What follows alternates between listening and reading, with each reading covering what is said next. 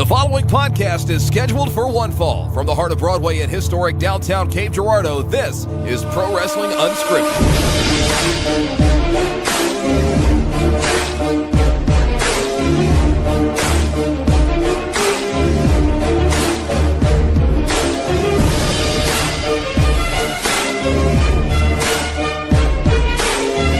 Couple of days removed from WrestleMania, and what an event it was. We're going to talk about it tonight, along with all of the other news and notes and WrestleMania week happenings here on Pro Wrestling Unscripted on the Podzilla 1985 network. What's up, guys? Shannon Young here with you once again, Mr. 100, and tonight I've got the all-star cast, the five-star man, Asa Gray. Yes. Allie Dilly-Dally and a Shuckle. Hey, Bear. Hi. You had Shuckle Duckle Quack Quack right there. Also, I want to point out that Allie Dilly-Dallying a Shuckle may be the most dirty term we've ever created here on the show. And the Big D, Dalton Anthony. Yo. Oh, so I got my Milli Vanilli update. The reason we have this is because of the pre-show, so subscribe to Patreon for that $1 to figure out why the hell we were talking about Milli Vanilli. Or why anyone would ever talk about Milli Vanilli. Fab Morvan is still alive. Rob Pilatus was the one that died. And I was wrong. It was a drug overdose. But was it intentional? I believe so.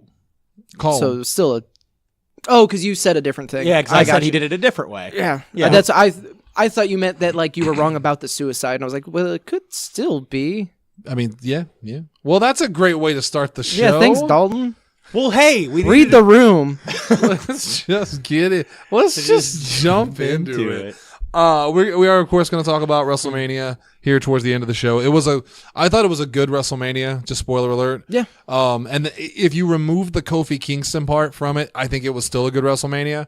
But the Kofi Kingston moment was like if you had a really good pizza and you didn't order extra cheese, but they gave you extra cheese. And you're just like, well, that just makes it better. God damn, I want pizza.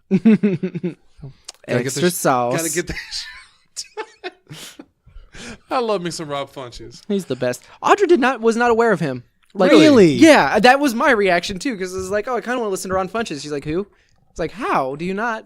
Yeah, he combines wrestling and comedy. Well, he did At Midnight a whole lot too. Yeah. And anytime he was on At Midnight, it was amazing. Yeah. There's a lot of comedians that love. You know, it always struck me as weird that Patrice O'Neal wrote for WWE. Mm-hmm. I still can't get over that. I also really miss Patrice O'Neal. Yeah. Oh, I loved him so much. 3 of my favorite comedians of all time are all dead. We were talking about comedians yesterday. I know this is off topic, but I just have to mention. Oh, yeah. I'm the jerk.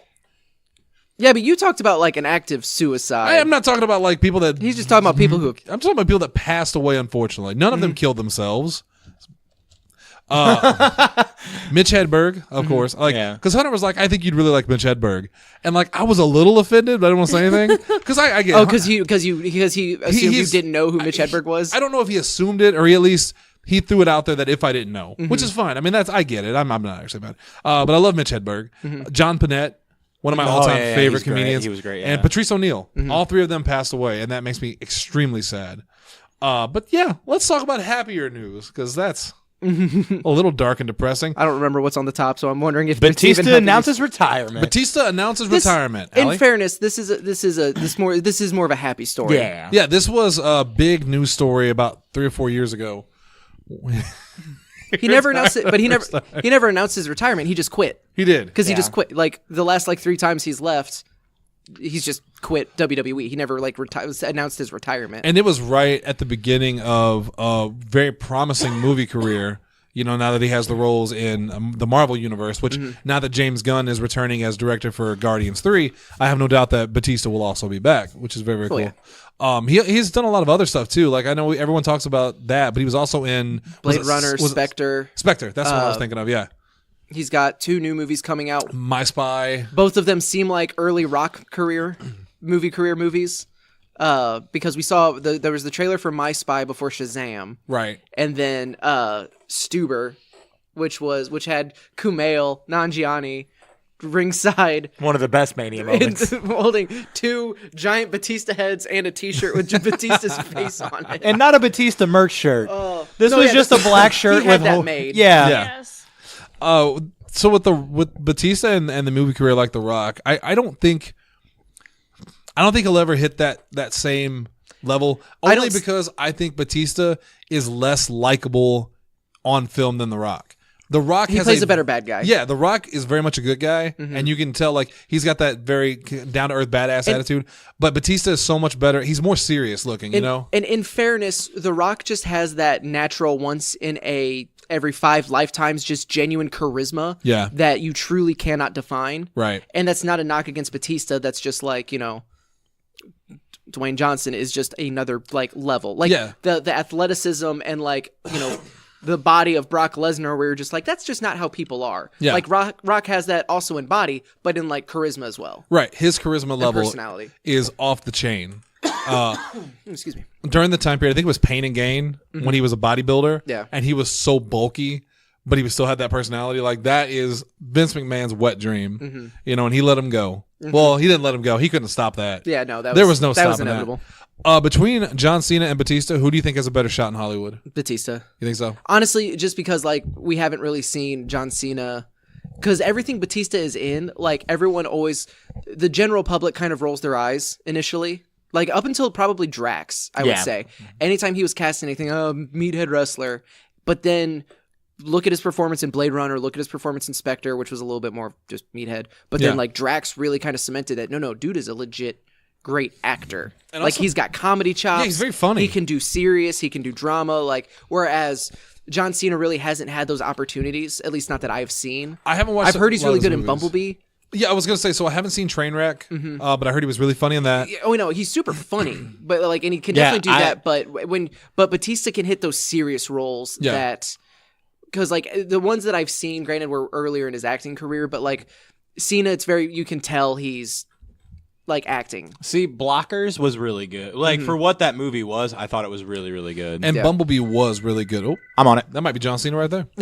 Bumblebee was really Heard good. you talking shit. I actually, we were surprised by how much we liked Bumblebee. At least I was, because those Michael Bay Transformers movies, I love the first one and the third one. I don't like any of the other ones. What about the 32nd one? Was there a 32nd Transformers movie? Probably. Anyway, felt like it. But Batista, we can't gush over John Cena. We'll actually talk about Cena here a little bit. But Batista, I don't think he's actually going to retire.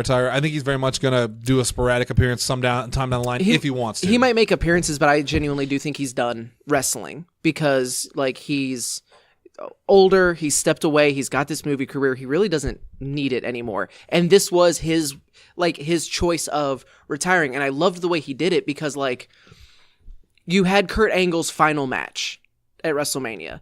So they didn't build this as, career versus career to have another retirement on the same show to kind of one outshine the other.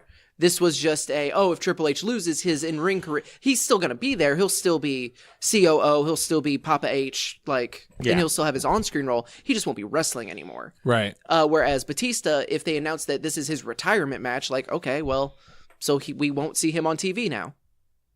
At all. Crazy. That'll be such a change. So I really like that he did, he kind of quietly just put an Instagram post, Twitter post, whatever, like the next day of just like, that was my last match. That's how I wanted to go out. And now, do you think he had that plan? A serious question. Do you think he had that planned all along, or do you think it was in reaction to I think he went on podcasts. Talking about he wanted like one last WWE, and I think it was against Triple H. Yeah. That was the wish. He wished he could. That would be his last match. He might not have said last match, but that was a match he was petitioning for a while. So if it is the end of Batista, what in wrestling, what do you think he'll be most remembered for? Man, that's really hard to say because like Evolution's the easy answer. Like Evolution in that initial like championship run and story against Triple H. Yeah, but every time he's come back, he has done something super memorable. He has. Like Blue Tista. Blue Tista, the tantrum, the first time he quit in the wheelchair. The spotlight. The spotlight stuff. Even this, like with Ric Flair, the dragging the cameraman and do I have your attention now? Give me what I want. Give me what I want. Just like he's like the most memeable wrestler. Yeah. Anytime he comes back. So like it's kind of like Chris Jericho almost. Yeah. He comes back and he does something different enough. Yeah. That. Yeah. As opposed to, and this is not a shot against him, but as opposed to somebody like The Undertaker, who just comes back.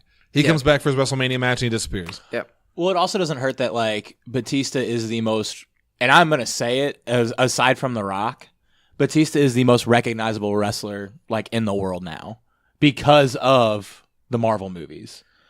That's a bold statement. I don't completely disagree with you. Well, like in today's age, are you talking about to like a mainstream audience who may not watch wrestling? Yeah, like they're like, oh, it's Drax. Like, all right, he's doing Drax. See, but do they know him as Drax or do they know him as a wrestler?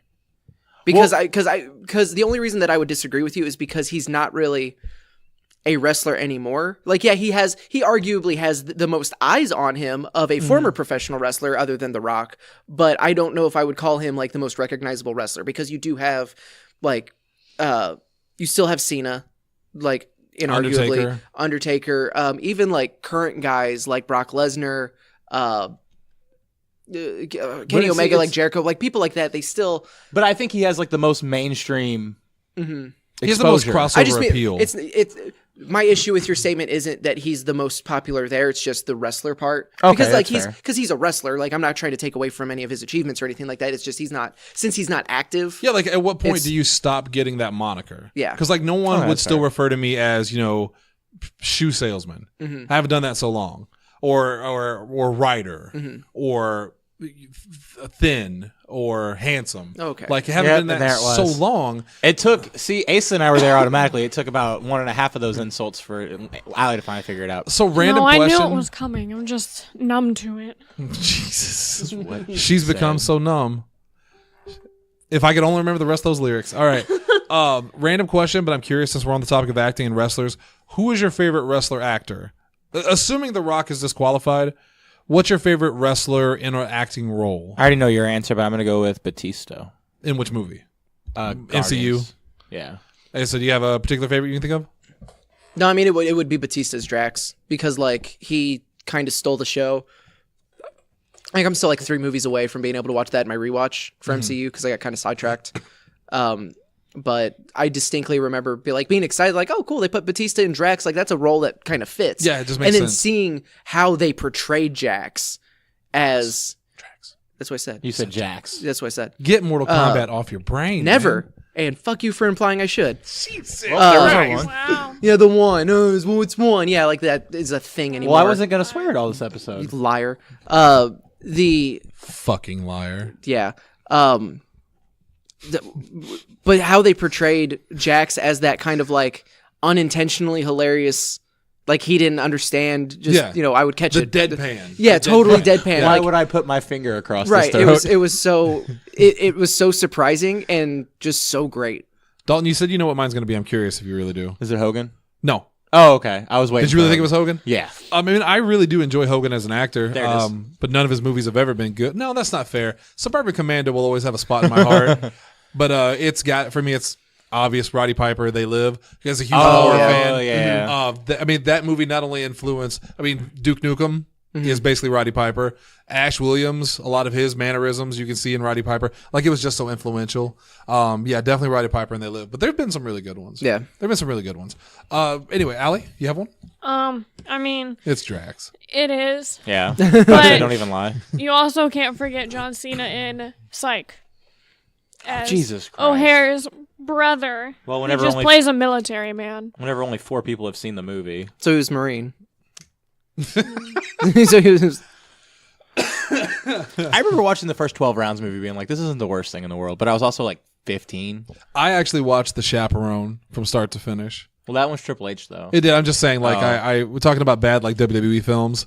I watched. I've never seen See No Evil. Somehow, really, despite being a horror fan, but I've seen The Chaperone because it was on like Netflix, and I was like, let's watch a train wreck. See No Evil is a campy, passable B horror movie. I heard the second one's legitimately good.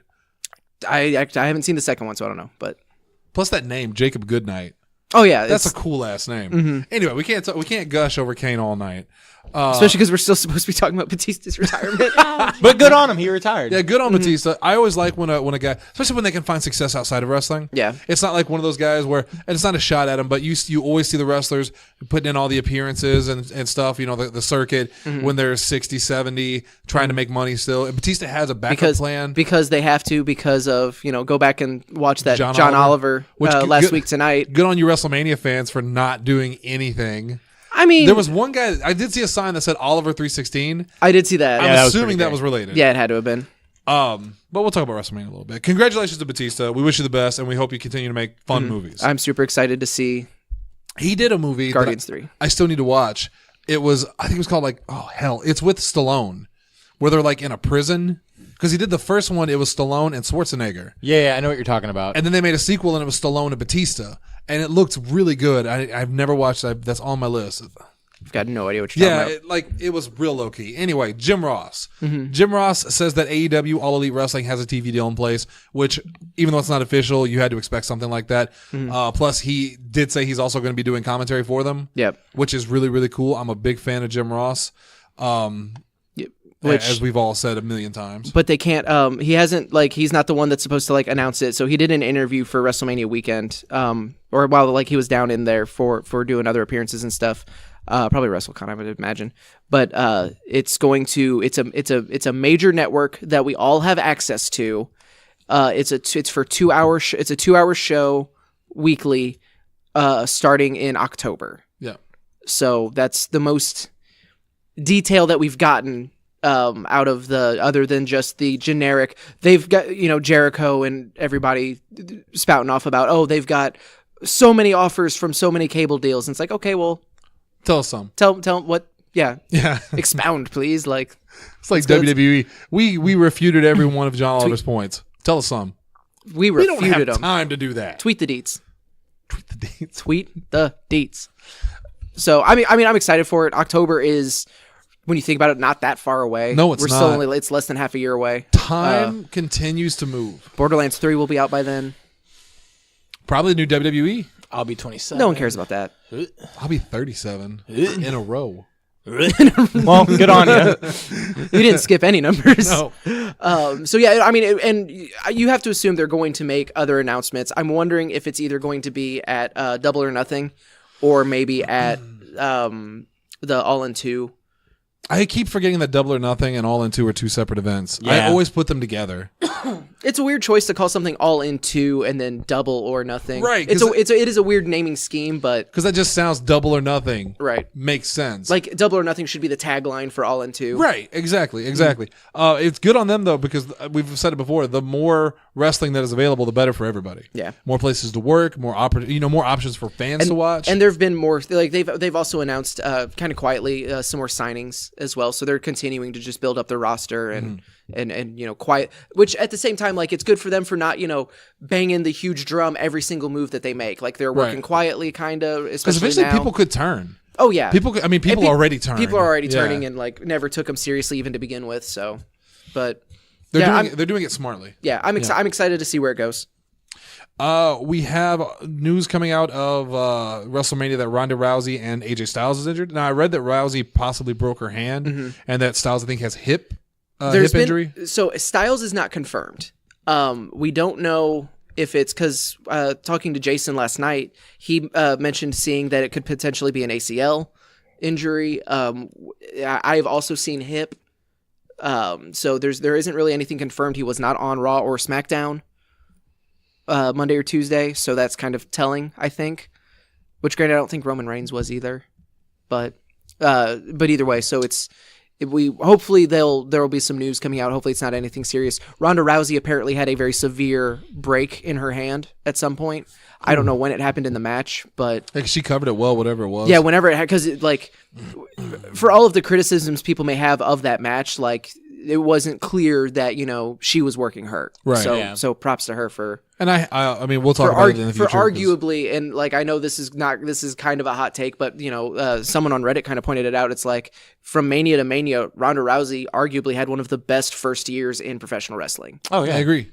But do you think part of that is because the opportunities that were given to her, not some that she made herself? I mean, and I don't mean that as an insult. I just mean she was put in a very high. She was put in a high profile position. There are some people that earn it from a low totem pole, but they do so well that they have no choice but to push them. Yeah. And then there are other people who are given that high position to begin with and just knock But it out she of the could have park. also totally shit the bed. She could have. We were worried about that. Yeah. That was something we discussed. And as much as we weren't necessarily a fan of some of the stuff that she did in the ring. Yeah. Or the style that she wrestled, making us legitimately just no, please, slow down. Even her promos and stuff were never really terrible. And they got better. Like, yeah, and she did, and that's the thing. that- She did continue to improve. Minus the Scary Terry. fake stuff. Oh, no. well, the fake Damn it, stuff. I was gonna get to that. The fake stuff, and then tables are for bitches. Oh, you on your phone, bitch? You chop like a bitch. Hey, bitch. She does like that word a lot. I think we should end everything tonight with the word bitch. This is the bitch edition of That's the new. I'm excited. I'm excited for Sonya Blade. To She's gonna be calling I'm gonna Sub-Zero bitch. I'm gonna mess you up, Shao Kahn, bitch. This is fake. I'm not going to let you do a fatality on me because I'm not going to follow your script. I'm not going to follow your script. His phrases are like April 23rd. Oh, I felt so bad. Did you read the comment today in the group when you posted that? Mm-hmm. Like, and that's legit. That was not a joke. So it's like if I do anything Podzilla related, I'm just streaming Mortal Kombat. Like, spoiler alert. Since they didn't do a show last week, they decided to do the Tuesday show this week, which normally would have been Mr. 105 Star, and then next week would be I Want to Believe. Well, Lindsay already took that week off because she has to set her schedule to do it, and she said, "No, that's fine. I'll just miss it." I'm like, "No, I don't want you to miss it. We'll just do it next week. Nothing's happening." I completely forgot that Mortal Kombat was coming out. I will have it. I'm probably going to get it on Switch. Maybe. Why? If you've already got it on a big system, Right. and I get it on Switch, it's the best of all worlds. Is it? If it gets a good review. I was gonna say it's like I'm I feel gonna like wait for the review. you're gonna need to wait and see. I've already got the premium edition. I'm getting that steelbook. I'm getting all that DLC. I'm getting those alleged battle passes. We'll see if that's even a real thing. But Battle passes. yeah, Like a Fortnite type of thing? yeah.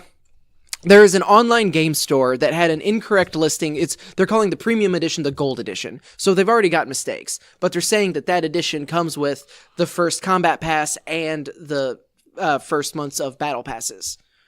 So people are now running wild of like, oh, they're adding battle passes, which isn't a terrible idea for a fighting game. No, I mean, like Call of Duty did it pretty well. Like until they started charging real money. No, I mean like that first initial play, just spend time playing the game and you'll unlock these rewards. I thought that was cool. Yeah. But when they started adding the real money into it, Anyway, that's a different show. Yeah. That's a different show. We apologize to our wrestling fans. We know none of you wrestling fans play video games. There's no crossover. No crossover at all.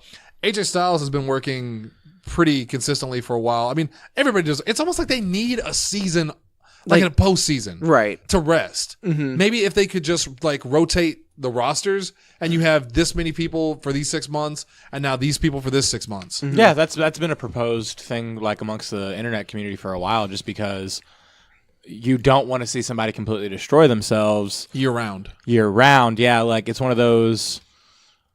If somebody's wrestling 4 days a week, doing that 4 days a week, adding like 20 hours of travel on top of that, and then never really getting to rest in their own home. Like, cause yeah, I can take a nap in a car, but it's not the same thing. Right. You need time off. I mean, even Roman Reigns, like in an interview, kind of mentioned like, yeah, an off season would be the way to go. But and then you get to like actually show off talent. Right.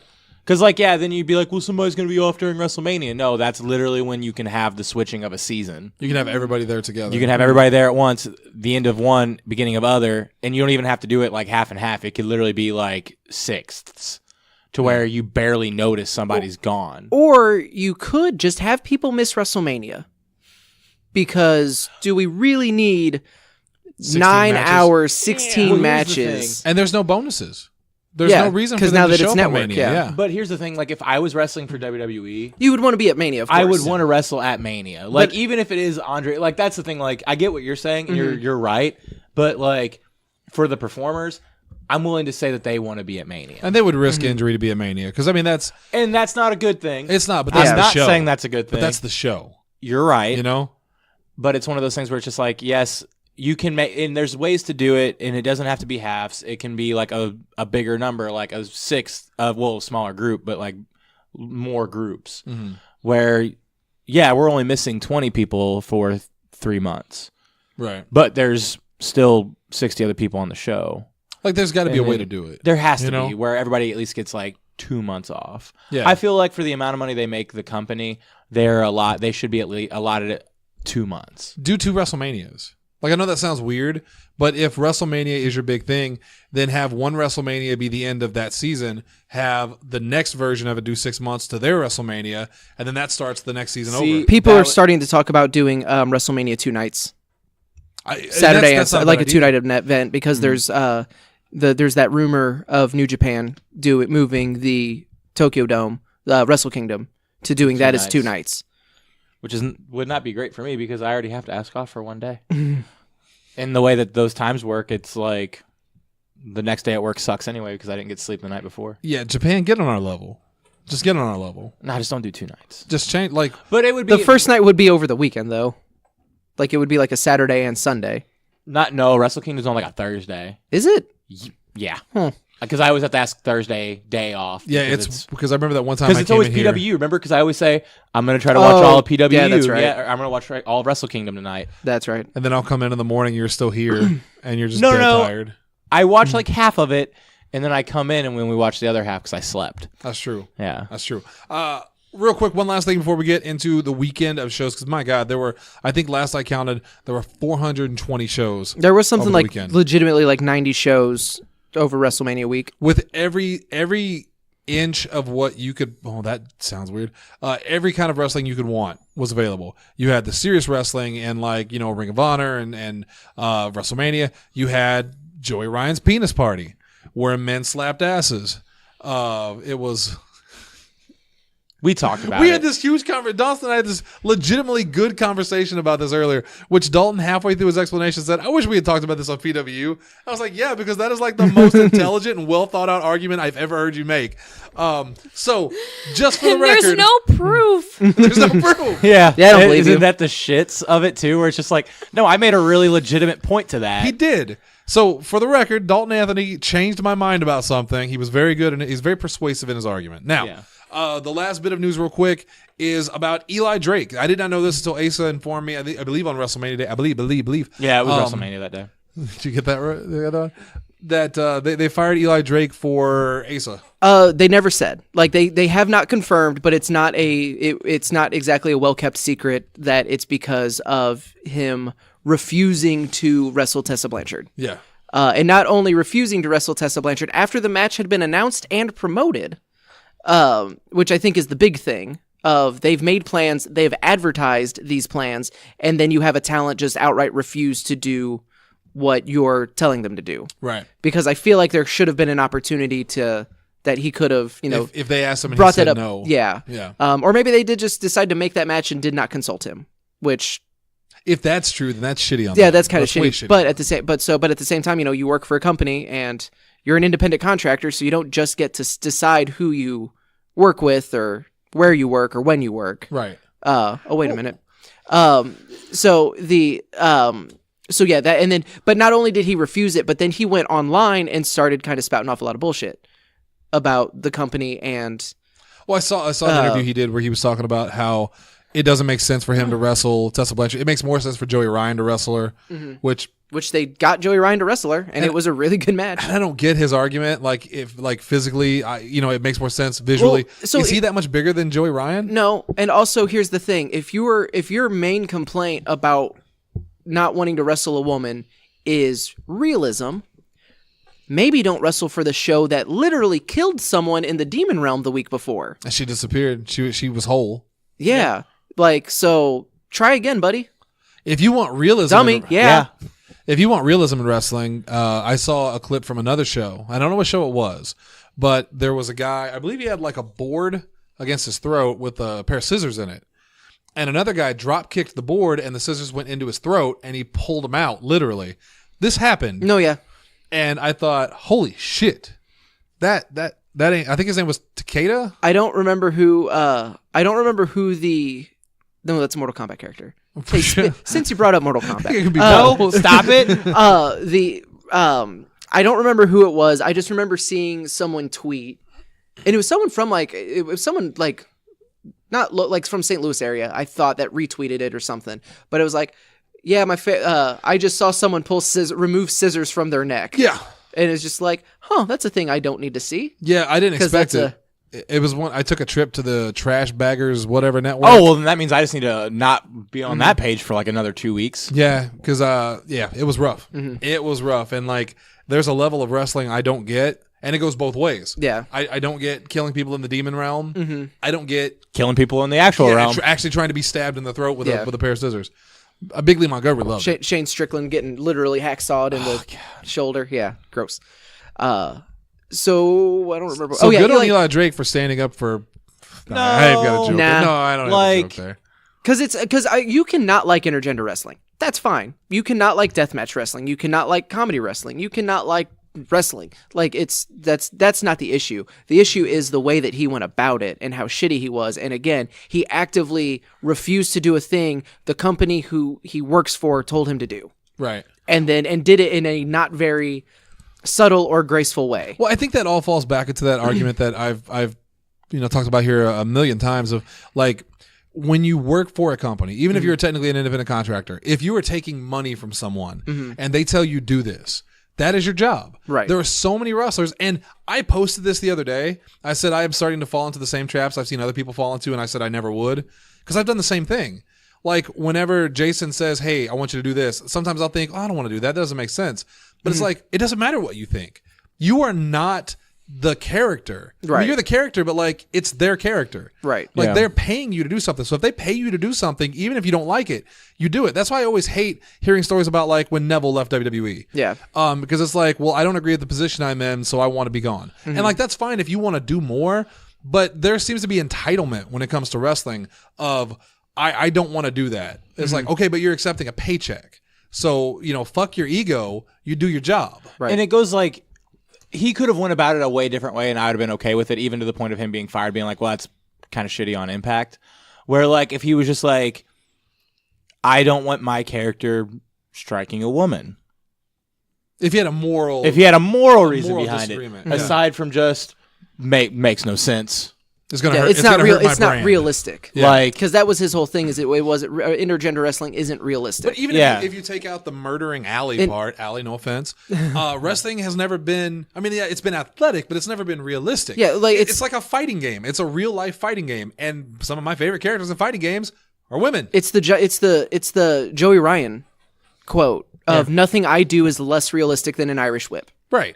and it's just like, yeah, Irish that's- whips are just accepted because they've been doing it for so long. exactly. So it's I don't know, and also like Tessa Blanchard is a bad bitch. I was about to yeah, say, yeah, like, like- if there's like- anyone I would buy wrestling a man, Tessa Blanchard is one of them. Or like I talking because I talked to Jason last night. We ended up talking for like 45 minutes. Yep, welcome to we- talking to Jason. We talked about we ended up talking about this, and one of the things is like, yeah, but at the same time, like, I don't think aside from Brian Cage because he's a machine. He's a freak. I'm not Yeah, he's just like just an unnatural. I don't know what kind of half. Like, is it moose? Is it just like rhino? I don't know because he's not entirely human. He Yeah. can't be. But like aside from him, if you were telling me that Jordan Grace was going to wrestle anyone on the Impact roster, yeah, that fits. Yeah. Because she could rip me in half without even thinking. No one really questioned. I mean, some did, but like there was not a big uproar over China wrestling Yeah. with the men. Because if you are a skilled fighter, would And granted- would anyone ever say Ronda Rousey couldn't beat up 90% of the roster? No, No. and even with like China and Jordan Grace, it's a lot of that has to do with their body type. Yeah. Well, which is why Tessa- I brought up Ronda Rousey. Yeah, which is a great example of that because yeah, Ronda Rousey is like we make the jokes and whatever, but like she is a legitimate badass. Like Right. Yeah. she could truly mess some people up. And same thing with Tessa Blanchard. Like Tessa Blanchard doesn't have the body style of a Jordan Grace or China, but she is such a talented wrestler. Right. And has proven herself to like she's shown off her strength and her that's- skill that like it wouldn't and again it's wrestling. Yeah, that's the part that gets me is like you would buy Ronda Rousey. If someone put Ronda Rousey against Zack Ryder, most people are going to assume Ronda Rousey's going to win. Yeah. Doesn't matter what man they put her against. Maybe Lesnar. Lesnar could be the exception to the rule just because he is Lesnar, but for the same reason, because everyone knows he's a legitimate badass. But you're talking about a sport that is scripted. So, It's person that's a badass in a scripted sport is whoever they tell you is a badass. Exactly. It's the thing of like anytime anyone complains about the Young Bucks or like what wrestlers today look like versus the 80s. And it's like, oh, who's going to win? The Road Warriors or the Young Bucks? And like my answer is, well, who's booked to win? Right. Yeah. Yeah. Because that's who's going to win. It's like it's not a it's not real. It's not a real competition. I was in the back and somebody told me that because of the way I wrestled. Like I was competing, quote unquote. And he was like, "It's not a competition. We wrote who's winning." Which at the same time though, like, but it's not a real competition, but it's presented like a competition. And you want to look so good. yeah, so you should be, looking like you're trying to win a contest. Yeah, But at the same time, like, it's very easy to make the women look like they're going to win the contest. Right. Yeah. I mean, again, Rey Mysterio. Oh yeah, and it's Rey Hell, Mysterio. Marco. Rey Mysterio has victories over Brock Lesnar and Big Show. Yeah. Like when in reality, again, they would rip his head off. And Tessa Blanchard is both bigger and I'd assume stronger than Rey Mysterio. So yeah, I think it's a ridiculous argument. I'm not a big fan of intergender wrestling, but I think it's only because I've never really watched it. It may be one of those things that if presented right, I would love it. Yeah. But I definitely don't think any promotion that I watch would, well, with the exception of CCW, and I know this isn't me jerking off, when they like have Sarah or Marnie and they tell you, oh, anyone can go for the CCW title, I believe them. Yeah. Because we've seen Marnie mix it up with the men. We've seen Sarah mix it up with the men. Kylie Ray is the freelance champion. Yeah. She's wrestling Ethan Page next month, I think. I think that's right. Asuka wrestled men in Japan, didn't she? Yeah. Yeah. And again, you're going to tell me Asuka can't go toe to toe with anyone on the roster? Right. It's a ridiculous argument, and I think Eli Drake is definitely in the black about this. I think he went the wrong way about it, and he really kind of doubled down on the wrong argument. Do you think he should have been fired, or was this a teachable moment? I get both, honestly, because like between his outright refusal to do a thing they told him to do, and then him going on social media and saying, and maybe he did, we don't know what happened behind the scenes. Maybe he did, like, hey, you advertised this match, I don't want to do it. And they said no, so that's when he went, but like, you don't go to social media to complain about that. That's what I did at GameStop, and I got fired. Yeah, like you can't. Yeah, teachable And moment. here we are. So yeah, so you just you can't do that. Like Right. it's so. I think Impact absolutely had the right to fire him. I like Eli Drake apparently more than, and maybe it's just one of those things where it's like the internet likes to pile on, okay, and everybody's coming out of the woodwork to talk about how they are not a fan of him. Right. I liked him. I always thought he was I liked his character and in his promo work, and he's decent in ring. I never saw enough of him to really pass judgment. But it's one of those things where it's like I don't know if he's. I don't know. They're well within their rights to fire him. I don't know if I would have. But at the same time, we don't know the full story of how much behind the scenes communication was going. If he did, like, if he never said, I don't want to do this, he only went to Twitter and said, I don't want to do this, then yeah, that's a bad. Yeah, you can't do that. Allie, women in wrestling, men. It's completely scripted, so as long as they do it well, go for it. Because nobody says anything like that in the movies. I think there's a lot. No one would say, "Well, why is Ray beating Darth Rendo? What's his name? Kylo Darth Ren. Ren. Kylie Riley. No, what is it? Kylo Ren. Kylo Ren. There it is. No one's saying why is Ray beating Kylo Ren? He's a man. Oh, not that. Okay. I was not like, for that why reason. does this Kyler- person who was trained as a Jedi for this A week. whole time losing to someone who picked up her first lightsaber like an hour ago? But again, it's that same mentality. Like it's scripted. Well, there's fan theories. Shut up. Here's a fan theory: the new movies suck. Hey. I don't think it's a theory. No, easy. No, it's a statement of fact. I There it liked is. them. I didn't. I liked Force Awakens a lot. I still think that, Stride's got that big May the 4th be with you show coming up that Mr. Ewok over here is wrestling on. So this is kind of relevant. I still think, and I know Asa agrees with me on this, that the duel between Kylo, Rey, and the guards is one of the coolest moments in Star Wars history. No, yeah, there are Yeah, some amazing in a bubble. There are so many amazing moments in those movies that just Tears you up inside. Yeah. because the rest of the movies are trash. Let's move on to Welcome to my seminar. Welcome to my TED Talk. they got the 9th one coming out this year. Sure do, Meg. Yeah, and we haven't seen anything about it yet. Yeah, because they know they don't want to mess with Endgame. Because Endgame is coming out at the end of this month, and that's all people want to talk about. Is that really this month? Yep. Yeah, it's like 2 weeks away. It's the week. With It's the Comic-Con. It's Oh, the shit, weekend it is before Comic-Con, Comic-Con, yeah. Or it's the weekend of Comic-Con. Yeah. Oh my God, what a busy weekend. Mm-hmm. If one of you nerd bastards spoils anything for me while I'm working the booth at Comic-Con. Oh no, you and like Mandy and like anyone who can't get out to see it, like it's not gonna. You pity us? You're not gonna make it. We are going to be in a locker room with Austin Lane and Billy Hills, who will not go out of their way to spoil something, but their excitement, talk loud. But their excitement is going to spill over. I hate them more. Hate them more now. Let's talk about the shows from the weekend. We have a couple here specifically listed. And like we mentioned before, there was Joey Ryan. All right, so I know everyone's thinking like, oh, well, Shannon Young is very much an 80s wrestling fan. He's actually a fan of Jim Cornette. I know everyone's expecting me to say that the penis party is the dumbest thing ever. I actually think it's kind of funny. Like the fact that it's called Joey Ryan's penis party. The moment I saw it, I smiled. I didn't get mad. Well, and it's also, I think, because part of your thing, and correct me if I'm speaking out of turn here, but like with the Broken Hardy stuff, you don't like it when it mixes in matches. Yeah, so when you have a set universe and then you break the rules of that universe, and then go back to it. Whereas if you're not gonna buy a ticket to Joey Ryan's penis party to go and really watch serious Hogan Rock. Yeah, that was Dalton's argument exactly, and that's what turned me was that like.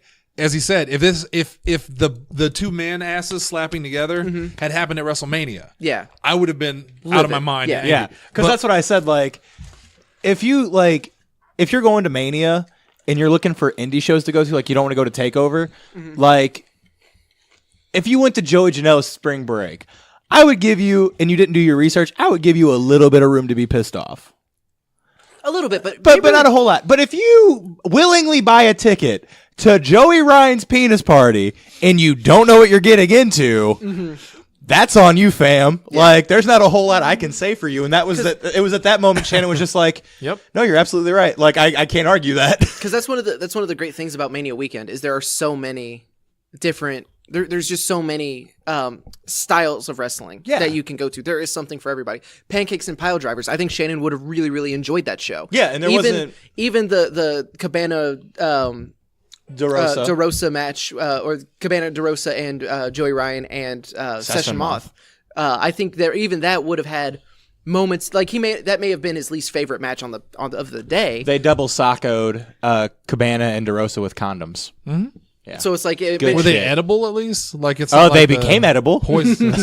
Everything's edible if you try hard enough. Well, I mean, they did. So the penis party, obviously it had Priscilla Kelly coming out with the tampon druids. That is hilarious. So here's what makes me happy about this. Joey Ryan has found a way to make a metric F ton of money off of insanity, off of his dick. Yeah, he has now found a way to make other people money off of his dick. So I still remember watching Joey Ryan at the time, I believe it was still TNA, when they were doing, like, he was portraying pretty much the same character, legalized sleaze and stuff like that. Yeah. And I remember thinking back then, man, that's a good gimmick. Like, he's going to make a lot of money on that. But then nothing really happened with it. Like, they didn't really use him very well. And then years later, all of a sudden, I heard about this guy flipping people with his dick. And I'm like, I remember him. And at first I resented it because as an old school wrestling fan, you see a guy flipping people with his dick and all that. But then eventually you just kind of learn to have fun again. And not everything has to be super dark and edgy. You can have fun, DC. You can enjoy life. You can put out Shazam. Yeah. And everyone had a great time. So that was cool. You had Joey Janela. So are you telling me that the Shazam is the dick flip of the DCEU?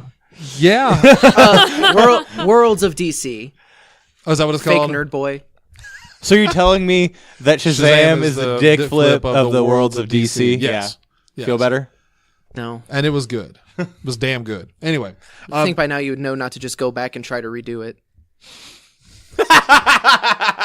And 6 people got that joke. If Justin's listening, and he's not, he is laughing. Yeah. He at least chuckled to himself once. He doesn't. I do believe that if you say Justin's name out loud, though, he will sense it, and then he will listen to that. He will find that part of the episode.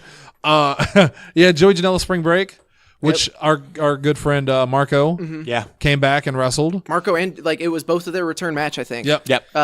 So Marco versus Joey. Marco beat Joey Janela. Which is great, which is fantastic. Cool. We can get that hype train started for Marco again. Did you see, or any of you, did you see the payoff of the Joey Janela is sexist thing?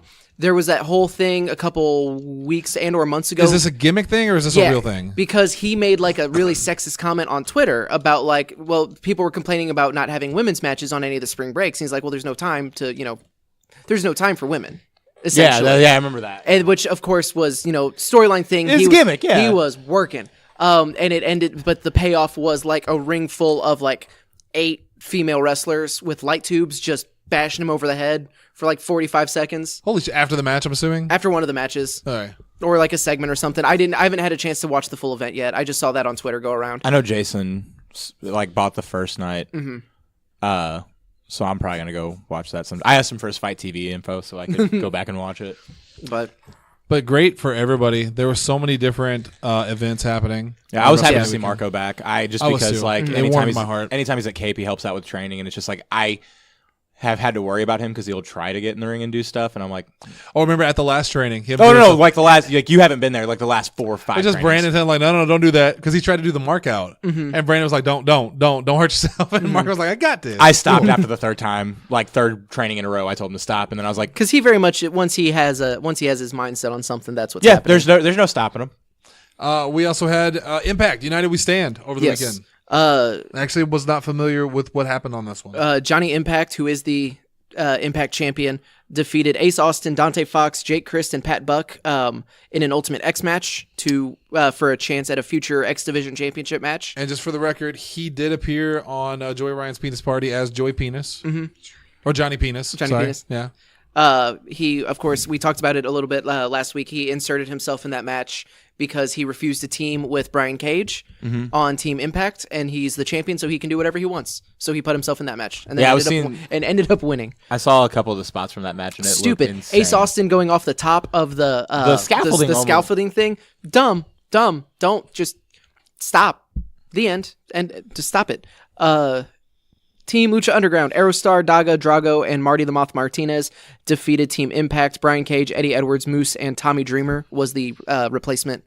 With Marty the Moth Martinez getting the win there. I was surprised at that. I know he's a bigger deal because I'm still like really far behind on Lucha Underground. Yeah. And I know they were kind of making him, like they were kind of working his way up, but he's still not like, it's still a very surprise for me. And I don't know, maybe that continues. 4-way match for the Impact Knockouts Championship. Taya Valkyrie retained against Jordan Grace, Katie Forbes, and Rosemary. The tag team match, LAX, Santana and Ortiz defeated Loki and Ricky Martinez. Tessa Blanchard beat Joey Ryan. The singles match for the X Division Championship, Rich Swann retained against Flamita. And then Monsters Ball match, Sami Callihan against Jimmy Havoc. I still need to watch that match. Yikes. I don't know if you do.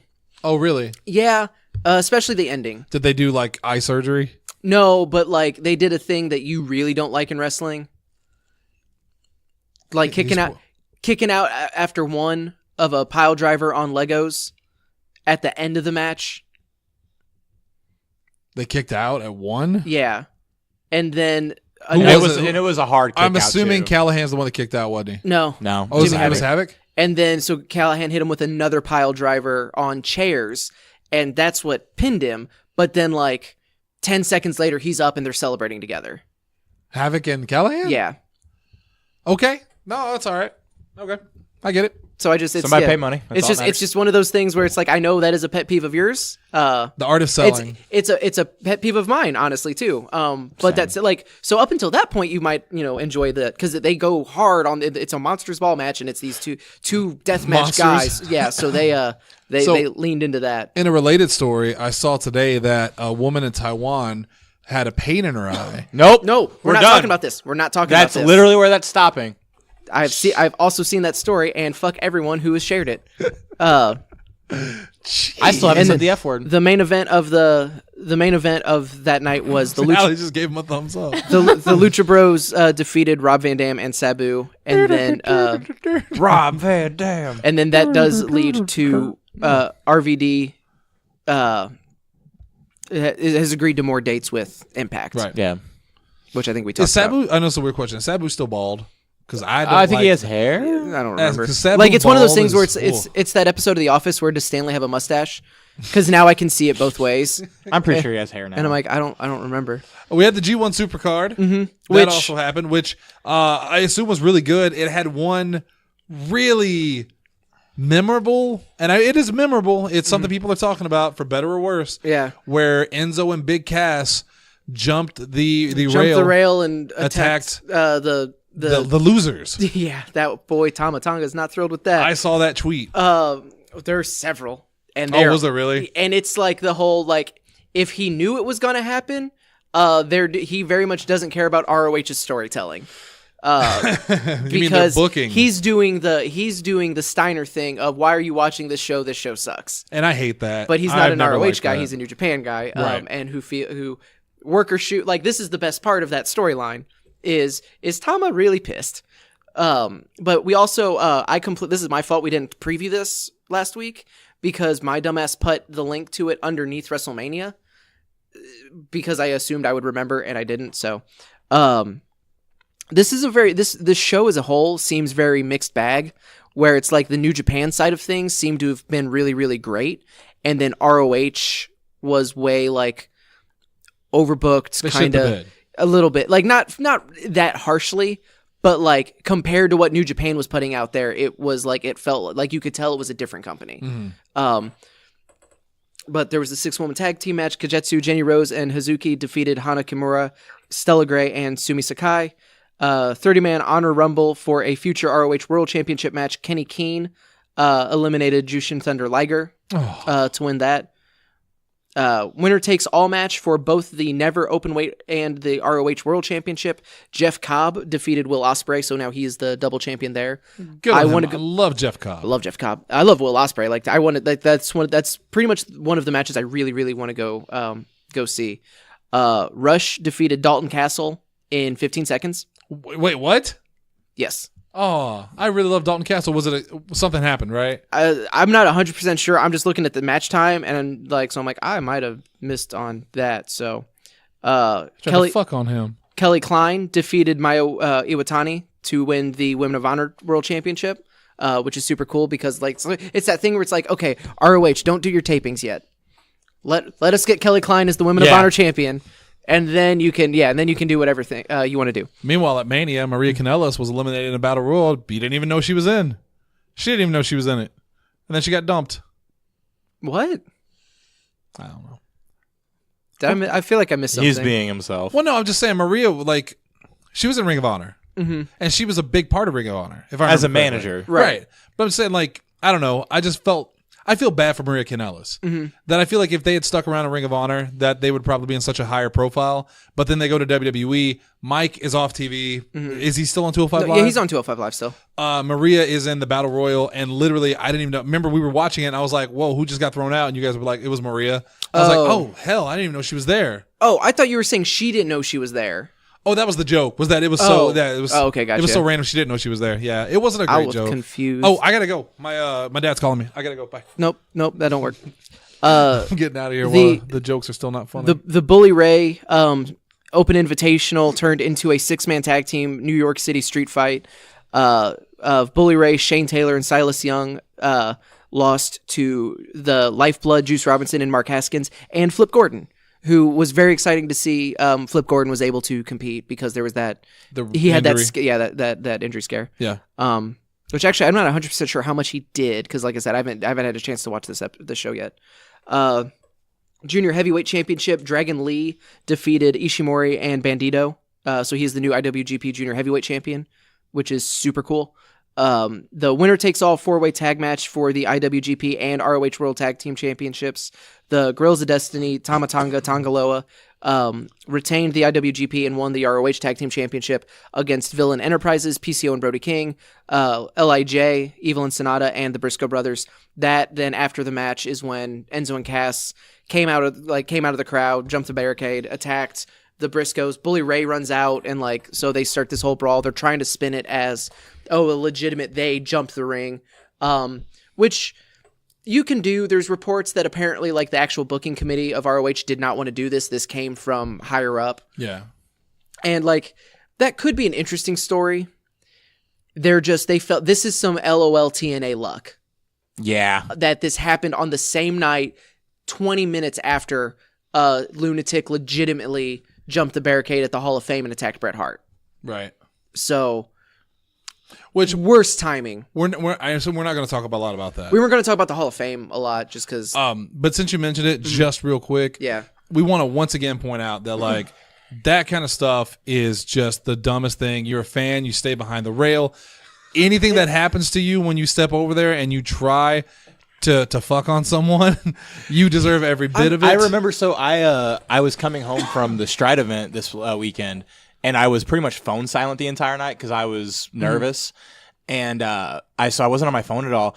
And then so the first interaction I had with my phone was I called Sadie on my way after getting the ring tore down, and she was like, "Have you done anything online?" And I'm like, "No," and she was like, "Somebody attacked Bret Hart." And I'm like, at the Hall of Fame? She said, yeah. I was like, what happened? He's like, well, they got a hold of him. And then Travis Brown got in the ring. And I'm like, he walked into the wrong neighborhood. Oh, yeah, no. It turns out attacking one of the most well-respected professional wrestlers of all time in a room of professional wrestlers maybe not the greatest idea. And granted, we come to find out that this guy has mental problems. Right. Like he's not all there. It is an unfortunate story all the way around. Like, it's easy to just shit on the guy and say you're a Right. piece of shit. But if he does have mental issues, that is a whole different story. Yeah. But I do wish that the Hall of Fame would go back. I think we mentioned this on WrestleMania, that we wish the Hall of Fame would go back to being just a closed event for the to wrestlers and their family. guests. Yeah. And I very much, agree with that, but they make too much money. Right. Yeah. They make too much money. Or at least have some damn security. Like, this dude just... They did. Well, I mean, they did. They did. He It was just- called the WWE roster, and Travis Brown. Well, Yeah, and but plus- that was reactionary. You know? Yeah, Well, it and sure was. They did have those events, like to rent out the Barclays Center. Like, you have to have security. Yeah. Right. Like, and it is Barclays staff. It is WWE has their own security that they bring in. It's just The guy got through. he got through, and Yeah. it sucks that it happened. It should have never happened. My biggest problem with it is the picture people are circulating online. The fake one of him, So- the super Oh, busted no, face. no. The No, reason the that's- one of well, I'll let you do that here in a second. The one that I posted that you were like, I don't think that's the right one. Mm-hmm. Bulldog's son posted that. Okay. So that's why I was like, no, it's the real one. Because I assume, I mean, a lot of people He reposted did it. it No, too, a yeah. lot of people. yeah, posted but that it. was the one I saw, and I was like, I mean, I saw that punch from Dash Wilder, so that face made sense. Yeah. No, my problem is with the picture of The Simpsons, where Bret Hart is like, oh, Simpsons predicted it, and it's the Oh, it's just a Homer and a Rasta hat. yeah, and Bret Hart standing next to him, and like, those are two different episodes. You sons of bitches! You cut Bret Hart out and you put him in another episode. That is falsifying The Simpsons. That should be illegal. That should be illegal. Jesus Christ. Irritated me. It actually did. That made you madder than the penis party. True story. Well, it's because I wasn't there to justify the. You can't justify faking The Simpsons. Oakley So dokley. and then boy, Tama Tonga, Tongaloa, they were pissed. Yeah. Shooter work, I don't care. They raise some interesting points of, you're willing to fight someone. You got enough energy left in the tank to fight someone who's not even in the match. So you held back. This tag team division is a joke. These championships don't mean shit. We are the IWGP World Heavyweight Tag Team Champions and the bullshit ROH Tag Team. Who gives a fuck? And then there's also his tweet about what was it? You attack the losers of the match. ROH booking at its finest. Yep. Yeah. So they're attacking him on throw- all levels. So Him throwing the belt in the press conference like across the room. just launching it because Yano and I'm totally blanking on his name, but they stole the New Japan championships. So like that was the story that New Japan was going for, and then they add on the Enzo and Cass thing. So real quick, what do you think about Enzo and Cass teaming up again in ROH? Now I know it's easy. It's very easy to go back to the accusations against Enzo, which taking that out of it because nothing came of it. Right. So we don't know the full story.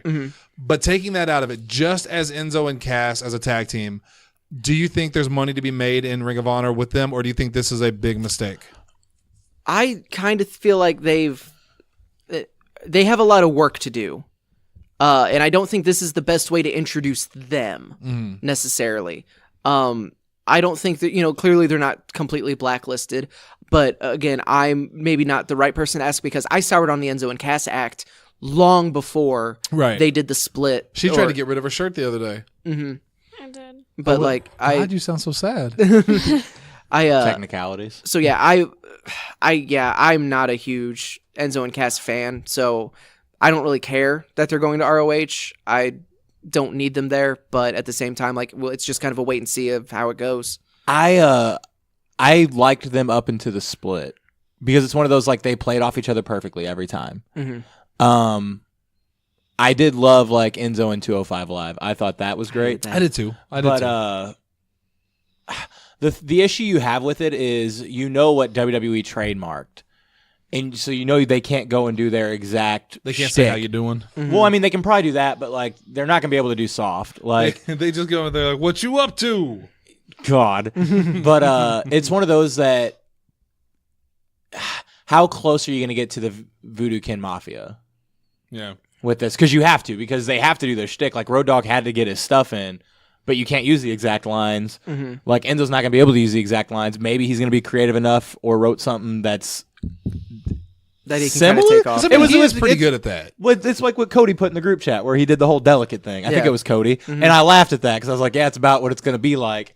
I'm going to spell it out for you. DELICATE. DELICATE. And at that point, Cass can't like Duh. trace out the He's lost halfway through it. yeah. God, Enzo's the smart one. Allie, what about you? As someone who wanted to throw away her Enzo and Cass shirt, now they're back, baby. Now they're bigger than ever. What do you think? Are they? Are you glad you held on to it now? For them, no. I don't know. She held on to it for It's- sentimental reasons. Yes, it's mostly has nothing to do with wrestling. Enzo's music is awful. Which Wait. you can't use that. Real one? Yeah. Oh, use Phoenix. I dare you, Ring of Honor. Wait, when you say they can't use that, are you talking about their WWE music or Yeah. his music? Oh, because I mean- they'll No, use I his meant music. Both are his awful. specific No, his music. WWE music was awesome. I liked that. Come on. I can't remember how it goes. Yeah, so I was going to start with the... Yeah, I remember how it goes now. You stole. Zack Sabre Jr. beat Tanahashi to retain the British Heavyweight Championship. Hey, there you go. I want to see that match too. Kota Ibushi defeated Naito for the IWGP Intercontinental Championship. That's awesome. That's my dog. The most surprising thing, at least for me, Matt Taven defeated Jay Lethal and Marty Scurll in a three-way ladder match for the ROH World Championship, and making him the second ever ROH Triple Crown champion, Grand Slam champion, whatever you want to call it. Who was the first? Christopher Daniels. Hey, he'll be at Super Show. I know. And then Kazuchika Okada defeated Jay White to win back the IWGP Heavyweight Championship, which I'm sure was also a Okada's great match. pretty talented. It turns out that Okada kid, He might make it. he might. He'll never quite achieve the levels he had on Impact. But, Yeah. you know. Who Then can? Friday night that was Saturday night. Friday night was NXT. Oh, man. Uh, What a show. It was really good. I clearly did not enjoy it near as much as the rest of the internet did. You didn't give it a perfect 10 like they did on 4-1 Mania? Did they? Yeah. War Raiders, Hanson and Rowe defeated Aleister Black and Ricochet. That was a damn good match. That Probably was- the match of the night. That was my favorite match of the night. Same. Like that was my, and honestly, like if it wasn't for Kofi, Aleister Black and Ricochet would have been my favorite match of the night for Mania 2. In that four-way tag team match, because Yeah. that one was kind of nuts too. Velveteen Dream retained against Matt Riddle for was a good match. Another great match. I really enjoyed that one as well. That one again, it's just the Matt Riddle, like when you're doing legit like MMA submissions and they're doing those crazy ways into them. Yeah. it makes me itchy. His offense looked... So if he didn't hurt Velveteen Dream in any way, give Matt Riddle like some Key to the City. Yeah, because he made that shit look so legit. Yeah. There were parts like when, especially towards the end, where I just thought, my God, he's just knocking Velveteen Dream around. Like, that's bad. And it's that thing where I talked to Dalton about it, where it's just like I always like forget about how he moves away from just chill like bro to Killer. to like friggin' psychopath. Yeah. And it's Because like when he looks pissed, man, he was scary. yeah. He was legit scary. And it's like, is he pissed? Is he really, like, it got me. Like, Right. hook, line, and sinker, because I asked, was like, why is he so pissed off? And Dalton's like, are you not familiar with, like, do you not remember his PWG stuff? I was like, oh, yeah. I Allie? haven't really seen a whole lot of What? it. This was your... Wow. Calm your attitude. This was your first exposure to Matt Riddle. What'd you think? Yeah, he was too much of a dude, bro. I love it. Kevin's Dude, heart bro. just broke that you don't sound impressed by that. I liked Matt Riddle. I love he Matt Riddle. impressed I I've me. mean- always liked him. It's mostly his look. But he has a very, very Dude, profitable bro, look. look. Like, you like, no. Who asked if it was a bruise on his ribs or a tattoo? I think that was me. Yeah, you're yeah, like- it was me because isn't I was it like, a mushroom? It's a Yeah. mushroom. Cause it's a mushroom tattoo, and you just looked at me. It's like, of course it is. Yeah, because that's very on brand. Walter defeated Pete Dunne, ending Pete Dunne's 9 million day championship reign for the UK championship. I did not get to see this match because I had to deal with customers at that had point. customers. Oh, yeah. So I only got to see bits and pieces of it, and maybe because I didn't watch the match, but I am still not sold on Walter. I was hoping this would be the match that would make me go, "Oh, I get it now." If you're hoping for that, not against Pete Dunne, like this was the best match they were going to do. And it was good. I can recognize that it was a great match, and I Yeah. completely understand why a lot of people really, really love this match. I'm just not a fan of Walter and his style. Like, this kind of feels like to me like when people complain about Randy Orton matches. It's like, no, you just don't Slow get and it. plodding. You just don't get it. But it's like Methodical. I don't get it with Walter. Like, Right. so it, like I did, so I didn't like. Well, that's, super, if you take the personality off Randy Orton, make him a little odder looking, Walter. But it's just it was that thing where it's just him kind of decimating Pete Dunne for 20 plus minutes, with Pete Dunne getting little flashes of offense in. Which sucks because I'm such a big Pete Dunne fan. Mm-hmm. I legitimately am. Shayna Baszler retained the NXT Women's Championship against Io Shirai, Bianca Belair, and Kairi Sane. I saw some of this match. I enjoyed this match too. It didn't totally blow me away, but it was a lot of fun. Bianca Belair hitting the double KO'd the Burning Hammer on the Sky Pirates, only to then have Baszler sneak up from behind and choke her out, was awesome. I loved the finish of that match. That damn hair. Okay, so even though I have seen Bianca Belair wrestle before, I've seen her match against Shayna Baszler. Like I've always been a fan of Belair. Something about her clicked with me Saturday or Friday night of realizing, oh, she is an extra level of good. yeah, Because she constantly is having to move that hair. So it's not getting tangled in a hold, or as she's lifting someone up, or shows they're not landing on it. Like, because like She's you'll see aware. her every once in a while readjust, and it's like only a Yeah. split second. She'll just grab it, move it, go. And it's the moonsault. yeah, and it's not a thing where it like takes you out of it. It's realistic because if you were in a legitimate fight, like you were trying to, it's a legitimate competition. Yeah, you would need to be aware of that. Right. So it was. I don't know why it took that match to finally like. Has get anyone me to done a click. spot where they like choke her out with her own hair? I think they've used it against her before. Yeah. Because I I'm feel pretty like that would sure. be a good ending. Like if But I she's don't think- winning. I mean, they were doing that in the match, like where like Mm-hmm.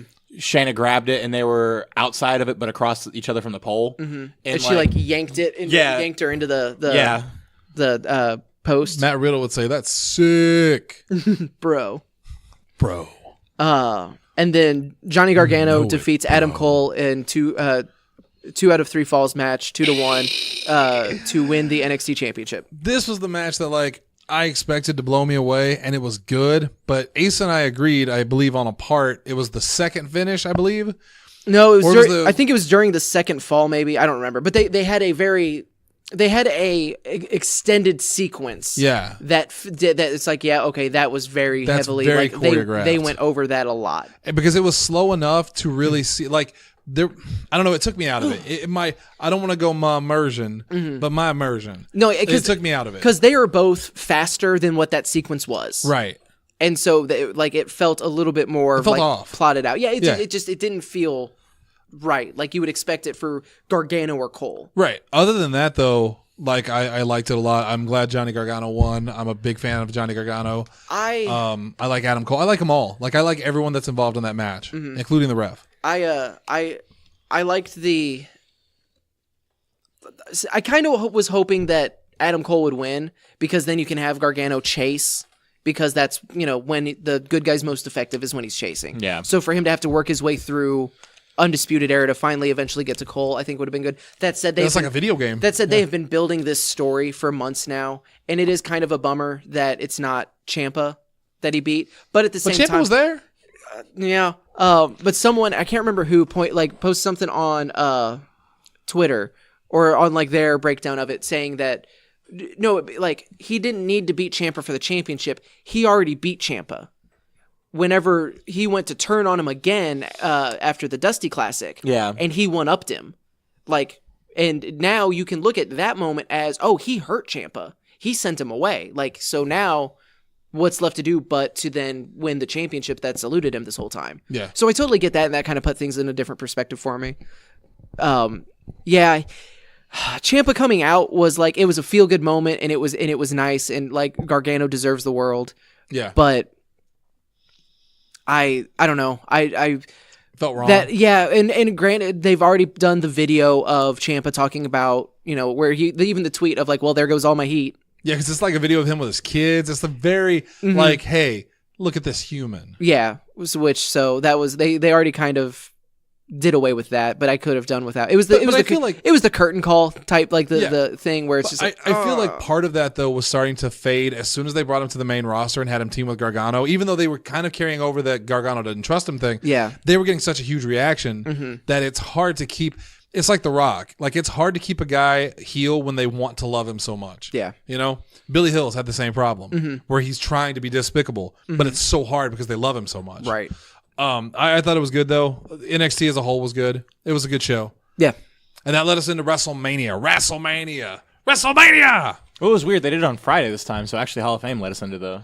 Well, that's true, but Yeah. Hall of Fame... It was a great Hall of Fame, barring the Bret Hart thing. I didn't get to watch any of it. Oh, it was so good. But They made we forgot me- the Honky Tonk Man, by the way. Yeah, we they did- we made did. me care Put about that the out. Honky Tonk Man. Like, his speech was really good. I fast-forwarded through Brutus's. It's so hard for me to not get that like jaded feeling though, especially when a guy like Honky Tonk gets up there and talks about the honor and stuff like that. When you can go watch the videos of him, shitting on it.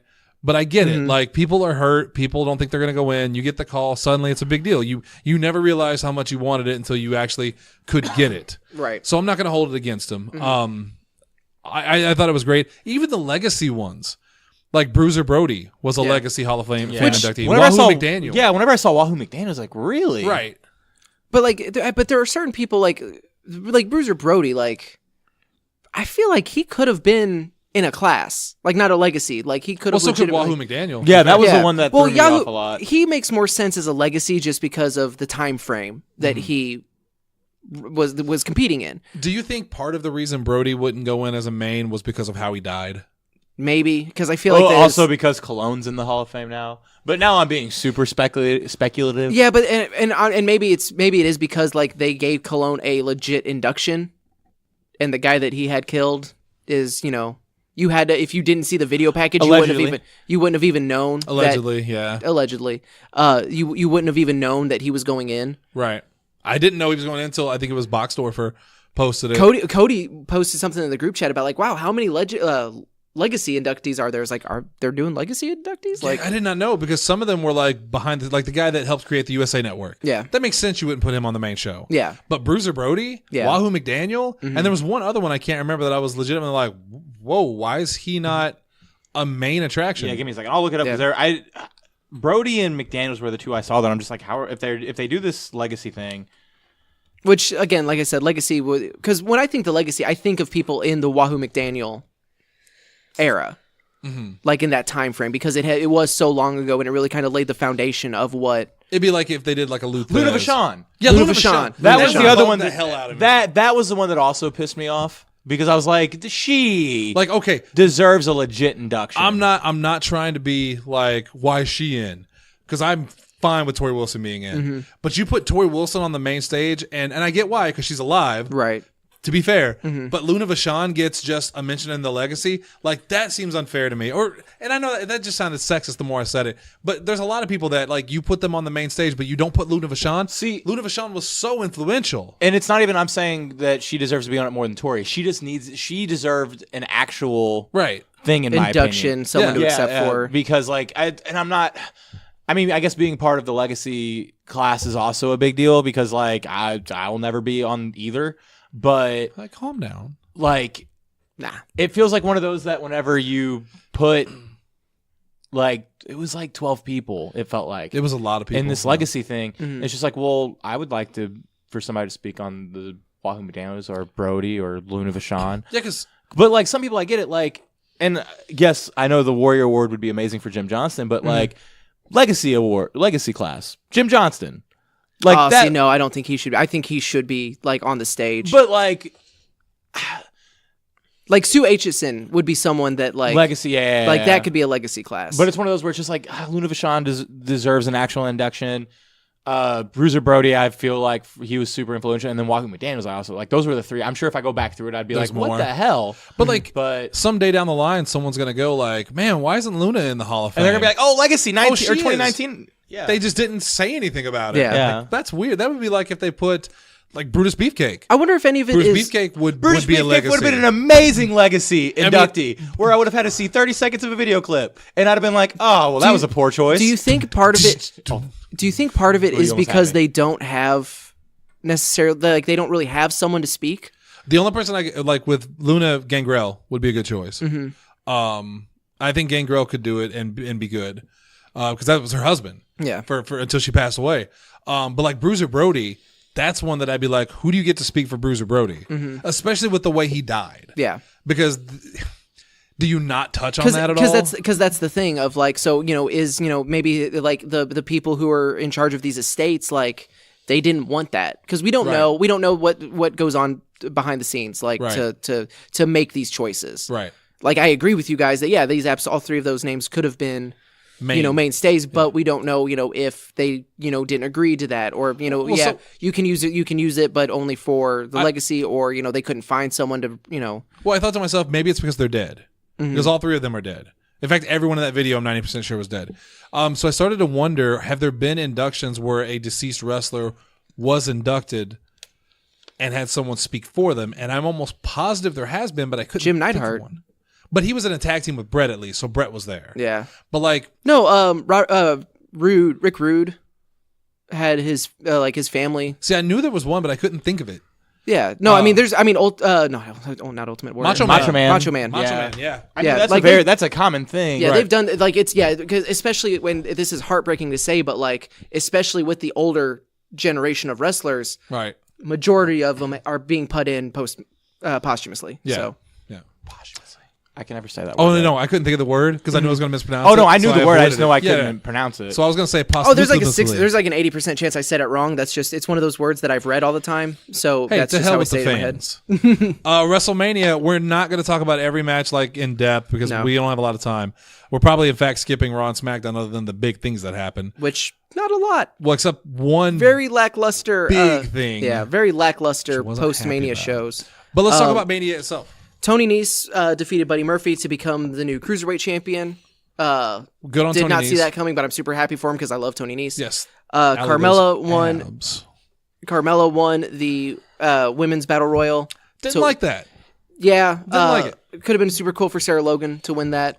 and then they literally did the same thing last year too. That Yeah. was the part that kind of annoyed me. And the crowd was hyped for her too when Sarah Logan looked like she won. It was Yeah. something different. Like, But no, we get Carmella and it was instead. unexpected. Yeah, which it's whenever I got upset about the Andre the Giant Battle Royal thing, where I was like, no, go with that. And Asa had to remind me it's not going to matter in 2 months. yeah. Like It's in, the same in thing 3 with weeks, Carmella. like this isn't gonna. It's not gonna be a thing. A match that wasn't announced that we didn't know was happening, so we didn't talk about last week. The Raw Tag Team Championship was defended. The Revival lost to Kurt Hawkins and Zack Ryder. Bye, Felicia. I love Kurt Hawkins and Zack Ryder. I truly do. I just hate the way that they've done this, where they started to tell that story, dropped it off to let Revival lose to Aleister Black and Ricochet for 3 weeks, and then, hey, so this Sunday, let's have a match. I know we've literally never beaten anyone, but we won a championship match. Remember we had Sure. a championship run before, like Yeah. 10, 12, 13 years ago. It was 10 years ago. Ugh. Yeah, I'm 100% in agreement with you. I love the fact that they won because I love when Zack Ryder wins titles. It makes me And feel he like didn't lose it the next night. it's surprisingly, although Kurt Hawkins is on a streak. Kurt Hawkins has as many successful championship defenses as Sasha Banks. and you can very much look forward to the next couple of weeks or however long they have the titles of fluke victories. And basically they're the B team. They're the new B team. Yeah. They're the BBB team because the woo woo. But I'm still happy that they won because I like Zack Ryder and I like Kurt Hawkins, even though that wrestling podcast thing has officially like made me kind of dislike them as a duo because they're kind of obnoxious. But what a great weekend for Zack Ryder. He got engaged to just the loveliest of women in Chelsea Green and then won the tag team titles. And as far as the Revival are concerned, you'll have some new spots open up in a couple of months when your contract expires and your no-compete clause is up. That golden bullet. Oh, man.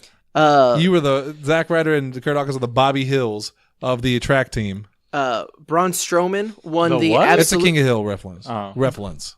Braun Strowman won the absolutely not worth it battle royal. I couldn't disagree more.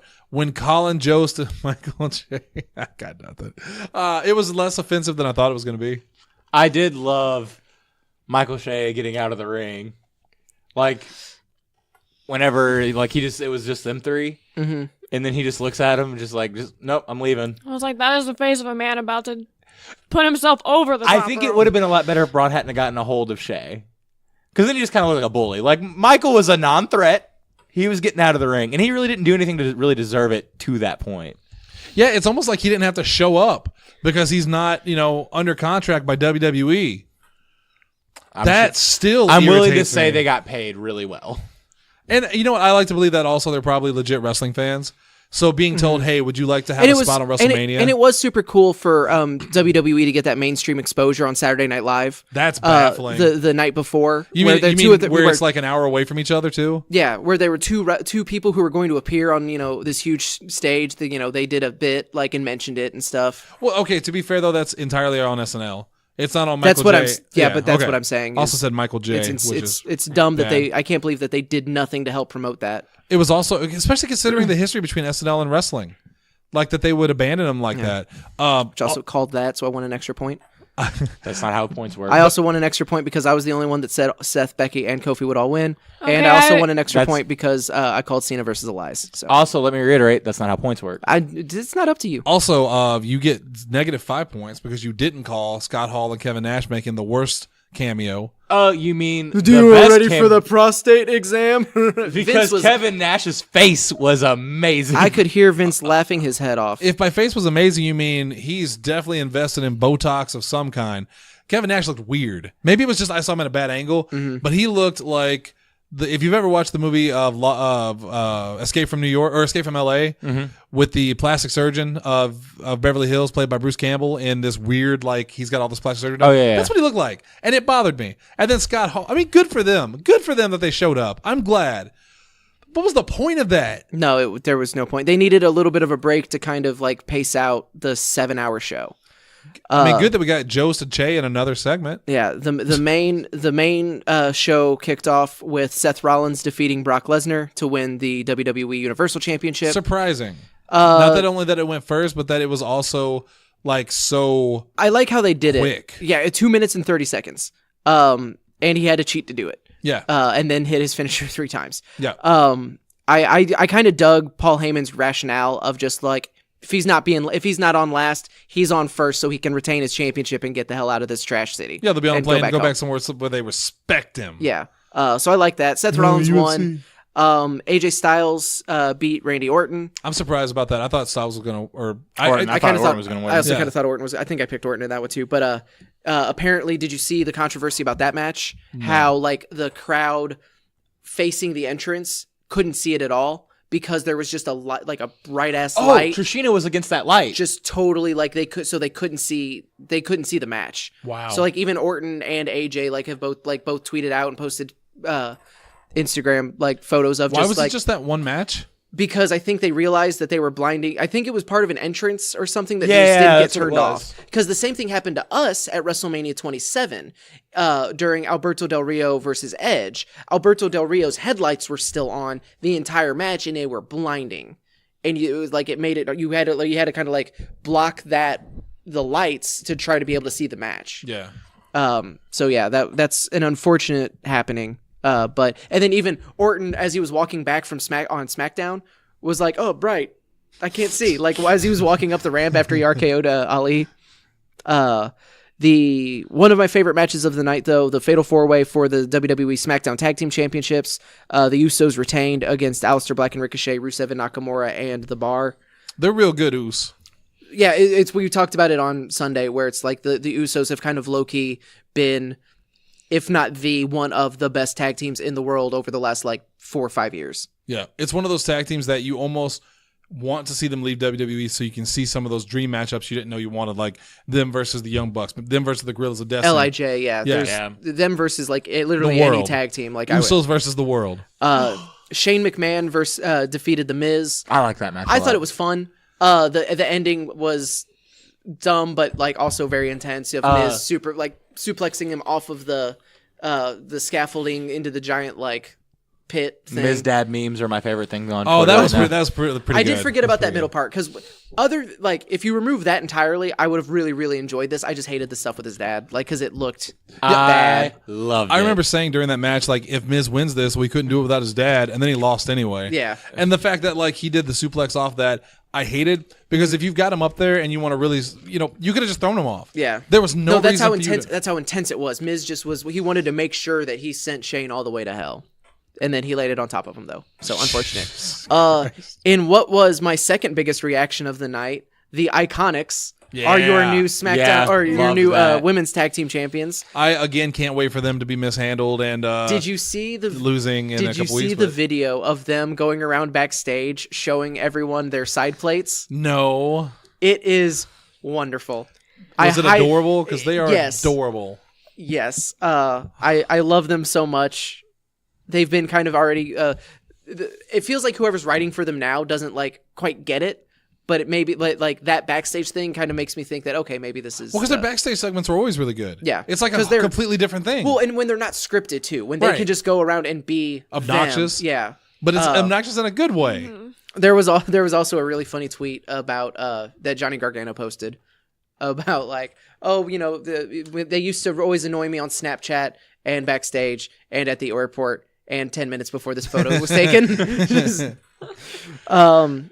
In what is probably Also, I don't mean to cut you off, but did you hear about Sasha Banks and the Wendy Williams show apparently? yeah.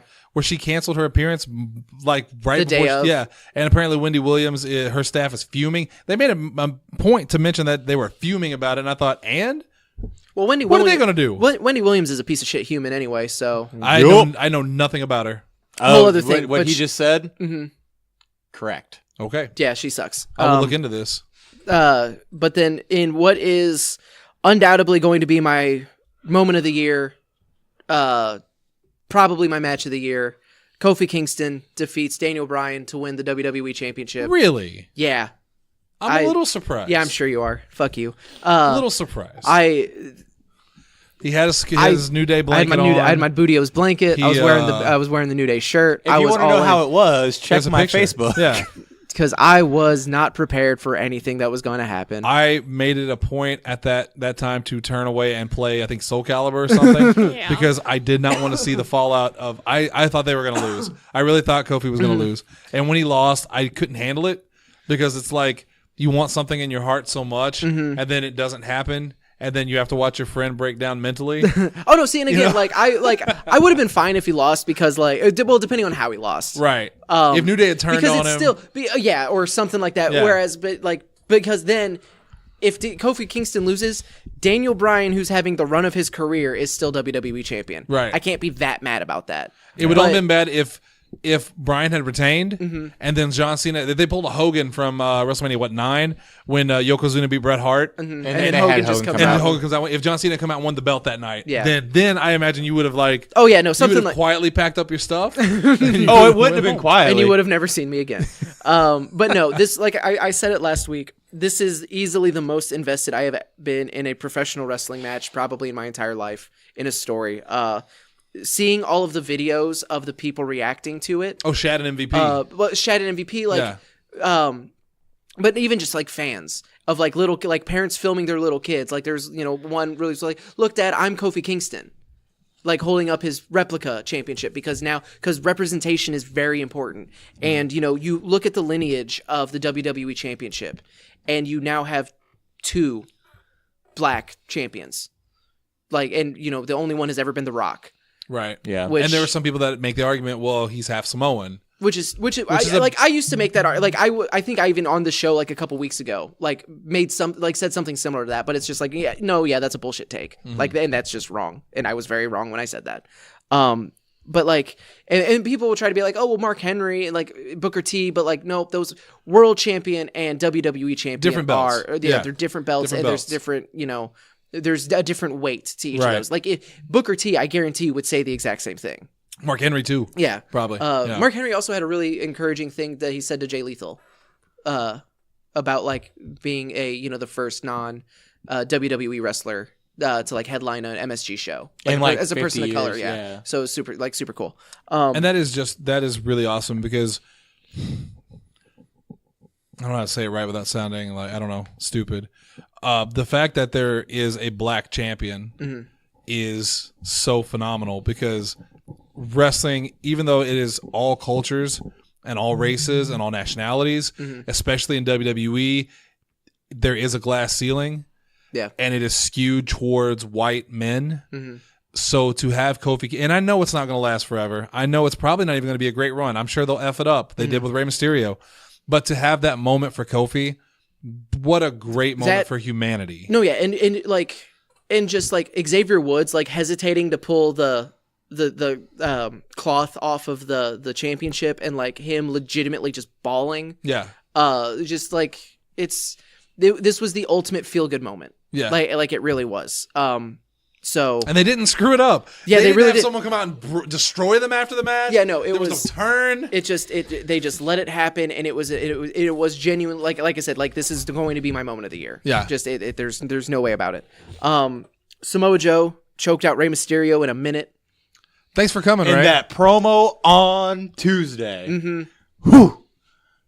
Good stuff. Roman Reigns defeated Drew McIntyre. Yeah. Triple H defeated Batista. Yeah. You know what? I really didn't like that match very much. I thought it was okay. Like, I didn't hate it, but it was too long. Triple H has this habit of having 25-minute matches when the young guys are going 10, 15 minutes. 24-45. Is that counting entrance? That I don't know. Okay. I don't think it is though because Samoa Joe's match is listed at 1 minute. Oh, okay, then it's not. Yeah, so because that WrestleMania ramp. Also, how pissed are you if you had to go the long way? Because like it was like half and half the entire night, where like they had that little side track, and like depending on who it was, you were on one track or the other. If I got the long tracks, I'd been like F you, because there were people that were on the long track and then ran down. Yeah. Also, Triple H's entrance was Mad Max was cool, but not his best work. But man, you're really striking while the iron's hot. Yeah, there. that's what we're saying. It's like finger on the pulse. Yeah. Of what's going on. Glad they could spend all that money on you. Baron Corbin defeated Kurt Angle in Kurt Angle's farewell match. Called it. Yeah, just called everything about it. You go out on your back. Like I hate it because Angle said he wished he could have had one more match with Cena. That should have been the match. It should have been, but storyline wise, it makes more sense. If they can do something with Baron at this point to actually like make him more legitimate in the mainstream viewers' eyes, which is who's important, because like yes, we understand how good Baron Corbin is, right? But I don't think he's connecting the way that he's supposed to. I had this argument with somebody. I was like, he has go home heat, and they were like, no, he doesn't. He's the man, and I'm like, I think we have different opinions on what heat is. I think he walks the fine. There's a fine line. Yeah, he's on a tightrope. Because like there's been shows where he's just out there 8 times, and it's just like, well, and they kind of had to I know how that feels. They kind of had to completely restructure Raw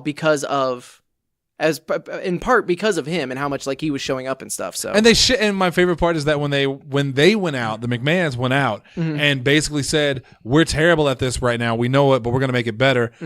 Because there's a storyline, they put it all on Baron Corbin. He's the reason everything sucks. And for most people, they're going to be like, okay, he's the scapegoat. But for those, like Dalton said, mainstream fans, the ones that aren't like us, where they read everything, they're just going to be like, oh, fuck that guy. Yeah. What a piece of shit. He is awful. There was also the Elias performance. I was so happy. Elias on piano, Elias on drums, Elias on guitar. Everything about that entire segment was amazing. And then old school Dr. Thugonomics Cena comes out. It was great. I could not sanction Hits him any with of this the buffoonery. It was the best. Hits him with the FU, not the AA. Yeah. So do you think this was a one-time only thing? Yeah. Yes. Absolutely. Well, F it then. Like, in a bubble. This is Nicholas, but a lot less offensive. No, I mean, yeah, it's fine. Like especially because Cena's not in a storyline. Elias loses nothing doing this. He got punked out by Cena. Even then on Raw, and then the next night on Raw, which was the best line and reaction. that was legitimately good. Because he's so fed up with people always interrupting him. I'm telling you, the next one who does it is a dead man. In the crowd. The crowd, they popped, and I wondered, like, do you think it's because a lot of them realized it, or do you think they just thought the line was good? No, they realized knew. it. Because, like, I think that was the part where I was passively watching. Yeah. At home, and I heard the next one would be a dead man, and I was like, And then his the eyes. dong. the gong hit, and then his eyes are just like, Which, by the way, all right. So we'll just skip Shit. the whole Raw thing because this is the only thing I want to talk about. We'll just mention it now. The Undertaker shows up on Raw, but was not on Mania. Yeah. I think that was an amazing call. Yeah. I don't know. I'm not saying it was a bad call. I'm taken back by it. I really am because I associate WrestleMania with the Undertaker. Yes. And to purposely take him away from it was a conscious decision to separate him, and I get it. And like I don't disagree with it, but it's weird. It's a weird feeling. When you have a lackluster Raw after Mania that they had, it was super intelligent to put Taker there. And here's my next question: was this a one-time only thing, or is there going to be a program with Elias? No, they are going to do an Elias match at Saudi Arabia. Is that confirmed? Not confirmed, but that's your belief. Because Because apparently Taker now only works Saudi Arabia shows. And a big, if you also were paying me that check, I would too. that is the rumor that's going around too. Is that this is setting up to whatever the next Saudi show is? It's going to be Undertaker versus Elias. Cool. The Demon King Finn Balor defeated Bobby Lashley for the Intercontinental 6 Championship. minutes, 7 minutes, 4 minutes. With new contacts. And then the winner takes all triple threat match, the first ever women's main event of WrestleMania. Becky Lynch defeated Ronda Rousey and Charlotte Flair. Bitch. And I get that this is this again, representation matters, and this is a very important moment. That should have been Kofi. Oh, opinions are for bitches, bitch. That's how that should have ended. Like, especially when you look at the match that was had and the moment after, like. I mean, because Becky got the big reaction too. Like everybody was happy Becky won. And that's part of the problem with WrestleMania this year is it was so long and everyone was so emotionally invested in Kofi and Seth and Becky. Yeah, everything else suffered because everyone was just like, you have Kurt Angle's final match, you have Roman Reigns' first match back after beating leukemia, Batista versus Triple H, and in what could have been Triple H's last match, and was Batista's, and like everyone kind of like didn't care because they were just waiting on the next thing that really mattered. Yeah. And it was either Seth, Becky, or Kofi. Yeah. And like I thought the Asuka Charlotte Becky match was way better than this match. This match got sloppy a lot. Especially the end where Ronda's shoulders were up very clearly and it was not part that wasn't part of it. Like it was I feel like, and I loved the match, but there was a lot of, in my opinion, pointless like spots that didn't need to be in there. That like it looks like they were just kind of doing like some crazy stuff that was to do crazy stuff for the sake of doing crazy stuff. Mm-hmm. Whenever you have three people that really like, Charlotte's the biggest risk taker out of all three, which is really weird to think about. Yeah, but like she's the biggest risk taker out of all three. But then you have like an over the top rope armbar that Becky drop kicked Ronda out of and almost legitimately put her on her head. Like it's one of those that this is the first ever women's main event at Mania, so you want to go big, but they were teetering borderline stupid and not in the good way, not in the Tony Flood stupid way, just like a legitimate what the hell are you doing stupid way. The figure four around the post. I mean that was cool, but that's but like Bret Hart used to do that all the time. And I said it during the show too. Like when you have the size differences that they had, like it looked uncomfortably painful. Like it actually looked like it was hurting someone, and I don't know. I just didn't like it. I thought a lot of the match was sloppy. Like a lot of the spots were sloppy. I mean, it looked like they were I don't know if they were nervous. I don't know. I can't say. All I know is that something felt off. Something was off that night. Chemistry wasn't 100%. I wouldn't say it was sloppy. It was off. It was definitely off. Super unfortunate when, like we said, this was the first main event. And Allie, when we were going home, said that if it had just been 1-on-1, you think it would have gone a lot better. I think if Ronda wasn't in it, it would have been better. I think if Charlotte wasn't in it, it would have been better. I think if Rousey wasn't in it. I mean, shit. You wanted to do Becky. Yeah. I think a lot of the issues I saw in the match were with Ronda moving too quickly.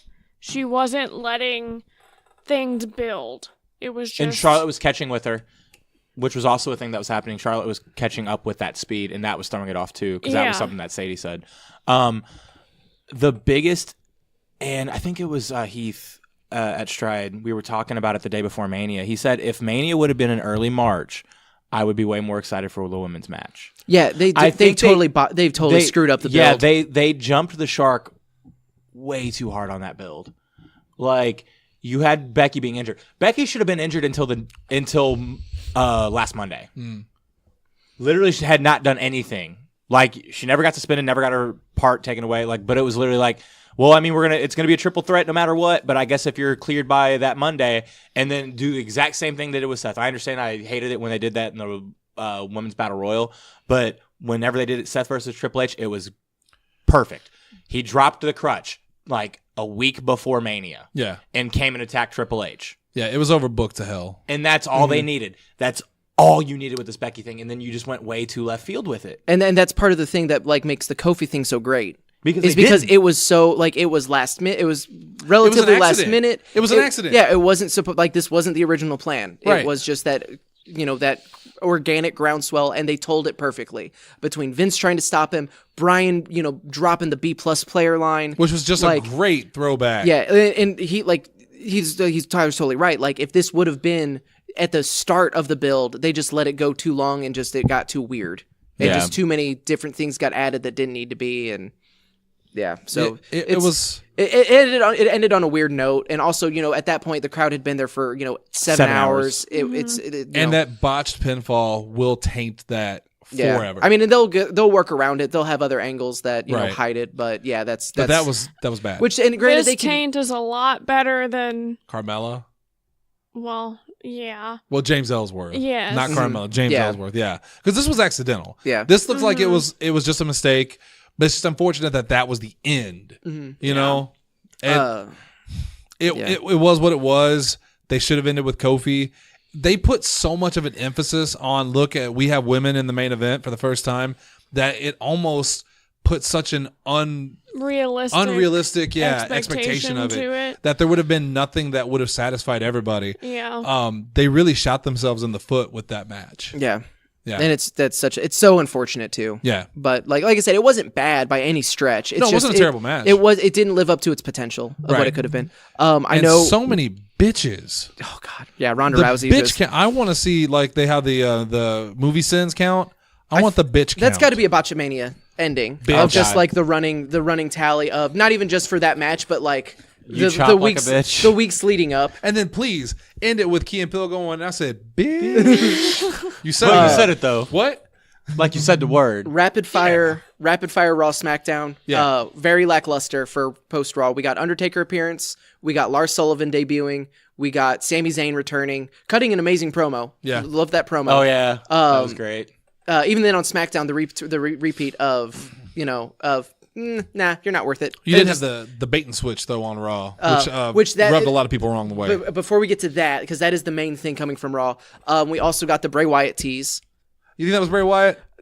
It has to be. I watched it. Absolutely. Ellie, you haven't seen it yet. It is a turkey or something in a box. It's the room that Bray Wyatt films all of his promos. It's the black drop, it's the smoke, and then just a cardboard box. The box opens up and it's a buzzard puppet. It's a buzzard puppet, but looks like a turkey. It's very much like a turkey. With the old school, like, how Bray Wyatt used to wear those like Hawaiian floral shirts? Mm-hmm. It had a bandana that was like that same pattern. There was like music box version of his theme song playing in the background. And then his laugh, because it just started laughing. Yeah.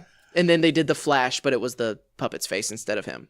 And I kind of liked it. I'm not going to lie. It's weird. I was intrigued. I'm just happy that they're doing something with him, because I was like, did they forget? Did they get that puppet somewhere over WrestleMania weekend and they're like, we can use this? They weren't in New Orleans. Is it the Office Space thing where they forgot to fire him, so he's just still getting paid? He's actually just filming these things on his own and putting them in the show. We've corrected the glitch. Uh-oh. And then, the announcement that they're doing Kofi Kingston versus Seth Rollins, winner take all for the Universal and WWE Championship. And it's all so clearly, are they going super all in on Kofi in a really weird way? Do they want to make Seth Rollins the most hated man in WWE? Or there's going to be fuckery? Is it Lesnar? Is it Undisputed Era, the Four Horsewomen, wrestling, or MMA? No. Is it someone new? Is this the thing that we've learned that AEW has all been a work, and it's the elite come out and start and break it up? There's so many possibilities. Nah. And instead it's just the bar. Then it ends in a tag match. What the fuck? Although I will say, I was happy that they didn't take the title off Kofi, because that was my thing. Title versus title. Well, bye Kofi. Yeah, as soon as because I was at the gym just kind of reading results, and I was just like, what? No, no, no, no, Not no, no, yet. no, Not no, yet. I can't, I Not don't, yet. I can't, not this way. It's the one time we really hope for the Teddy Long finish. Yeah, and then SmackDown had Drew McIntyre align himself with the bar in the 6-man tag against all the New Day. Lars Sullivan appeared again. The Hardys beat the Usos For the tag to win the belts. tag That titles. was interesting. I don't like that. Like I like the Usos so much. I wish this would have been a longer thing. I'm assuming it's because next week is the shakeup. Yeah. And if we weren't going so long, I would try to get predictions out of you all about like who you think's going where, because I feel like it's gonna be Revival versus Hardys on That's SmackDown. so sucky though. That like Usos put in this great performance. We're like, oh man, they really are low key like the best. Oh, they lost to the Hardys. To be fair, like the Usos haven't really been doing anything storyline wise. No. They've just been the but champions. neither have the Hardys. Yeah, well, Hardys haven't even been on TV. Right. So, man. Yeah. Also, unless there's anything you want to add, we actually have breaking news potentially. Is it Baracus' thing? I don't know what that is, but I'm probably not. Well, hold on. I want to hear Baracus' thing real quick. Well, I want to hear Ace's thing because it's not about Baracus, but Baracus shared it. Oh, okay. The Fight Oracle on Twitter is saying that Turner Sports, TNT, and TBS will be presenting AEW wrestling during their upfronts to advertise next month. That's what I saw that too. Wait, so AEW is going to TNT and TBS? Potentially, Maybe, yeah. it's going to that Turner. Well, holy Turner, shit. it's going to be part of Turner Sports, and that's the. So the upfronts are scheduled for May 15th. The upfronts are pretty much it's the starting of like when networks pitch like what their market is going to be for advertisers. So this is like their Ted Turner has always been so kind of devoted to professional wrestling. WCW, of course, everybody knows this, but I'm telling this for Allie and for the people who might not know. The place to watch WCW back in the old days was Saturday night, WCW Saturday night, and then they moved to Nitro on Mondays. Started the Raw WWE Monday Night Wars. Monday Night Wars. So that's big if they're getting back into wrestling with AEW. So he is saying that the rumor is that they are set to debut the same week WWE moves to Fox, and that AEW will be on Tuesdays. Oh, The this cojones is on such these guys. a bad idea. No. They're not. It's not. They're not moving. Like they're not airing the same time. Yeah, but it's so the same. Raw Monday, AEW Tuesday, SmackDown Friday. I mean that is intelligent. That's better. Yeah, that's better. But it's like- going to be. But I mean, that's the biggest week of wrestling, other than WrestleMania. Of you have this giant. You have networks moving, and WWE is going to be putting a lot of advertising there. So Man, that is absolutely big. And then his personal speculation is that he's just pointing out that HBO is under the Warner Media umbrella, and that apparently HBO is there's a push to get HBO more mainstream. Well, they took it away from my DirecTV now, so I'll never watch AEW weekly. Wait, so you're saying that AEW could go to HBO? He that's what he's kind of speculating, but he's making it very clear that he is just like even you just do like an AEW pay-per-view event on HBO. Oh, wait a that minute. would be fine. Wait a minute. So Because the AEW same company that owns HBO owns TNT and TBS. Time Warner. Yeah. So AEW could possibly be going to HBO. WWE. Potentially, but that is wild speculation on his part. John Oliver does an expose on independent wrestling solely mentioning WWE on HBO. Mm-hmm. It's almost like he's torching WWE to set AEW to come in. I just broke the conspiracy. I'll take 5 points on the WrestleMania card. That's That's not how it works. this works. I won. Deal with it. She did. Yeah. Lastly, job. Allie did Thank win you. by a staggering margin. The Like landslide. 3 or 4 It was points. ridiculous. Her and Sadie were killing it all Yep. night. Yeah. I think that No. that my bonus points for being right and because you were all cowards and you didn't Okay, believe. I still you won. didn't believe. Who's a coward? I bet against a cancer survivor. How am I a coward? Because You're a that's dumb. dumbass. Because that's just dumb. That's just dumb. That's not bravery. That's stupidity. You stupid. I'm the one that allowed myself to believe. Oh shit! And I meant to. Even though I'm tally pretty up- sure all of your picks were you picked Seth, Becky, and Kofi, but you said that they weren't going to do the. No, I think I actually picked Brock because Oh, okay. I thought Yeah, they were yeah. going to make one of them. Oh, okay. Yeah. 'Cause there's no not way they'd all win. happy. Okay, yeah. So I was the one who gets the bonus points. Cool. That's not how bonus. Where there was no Even- bonus points. I also meant to count up. So Austin Lane sent me his picks, and I think Billy Hills had picks. And I meant to count them up so we get that. We'll reveal that on the next show. We'll let you know how our heroes, Austin Lane and Farmer Billy Hills voted. But for now, we got to get out of here. This is 2 hours and 20 minutes. I'm lying. That's only there's like- no way. That's definitely not right. But Allie, we did go over 10 o'clock. I know. So she was right on that one. Thank you guys for tuning in. We'll be back next week with another Pro Wrestling Unscripted. No more WrestleMania stuff. So we'll get back to more news and notes. Hopefully there are some. Until then, we're gonna have After Dark tomorrow. And we'll definitely be keeping an eye on The AEW situation. The AEW situation, if that's which we may not find that out until next month on the 15th, which is when it's scheduled to do their upfront. So, But I am interested. Yeah. That is very, very cool. Tomorrow After Dark here on the PZ85 network. Once again, go back and check out last night's brand new show, The Hype Train. I love the name. We'll do this again next week. Asa, hit us with those links. We'll get out of here and go grab some Taco Bell because I know that's what you're thinking because we're thinking the same thing. that's all I think about. Especially today because they aired that stupid breakfast commercial like 40 times on KGMO. It was insane. Anyway, Facebook.com/Podzilla1985, Twitter.com/Podzilla1985, Podzilla1985.com. Please do go check out the Hype Train. It's just Trevor, Jesse, and I, and we're just talking about things that we're playing that we're excited about now, and things that and it's going to be, stuff that's coming out that we're going to be really excited for. They didn't let me talk about Mortal Kombat too much. I will do. I don't care if it's bitches. I don't care if it's a solo show. I will be doing a Mortal Kombat episode of something. Before that game comes out. But it was mostly we went back and re-talked about Borderlands 3 as well. So, so check that out, please. And then please don't patreon.com/Podzilla1985. For $1, you get the pre-shows. Last night was like a 20-minute pre-show too. Oh, I can't do that. Not for a show like this. We had the insane pre-show today. The pre-shows are a lot of fun, and it's just $1. You get all of them all the way back through the entire backlog too. Yeah. So. Yeah, very cool. All right. Thank you guys for tuning in. We'll see you tomorrow for After Dark. Until then, go catch up on some of that great wrestling if you missed it over the weekend. And, big news, breaking news tonight. Tomorrow at noon on the CCW Facebook page, huge announcement, right? This was broken on CCW Yeah. Live That's what with Jason Ace says. and Allie. So something big is coming. We don't know what it is. If we did know, we can't tell you. And if we did tell you, we'd have to kill you.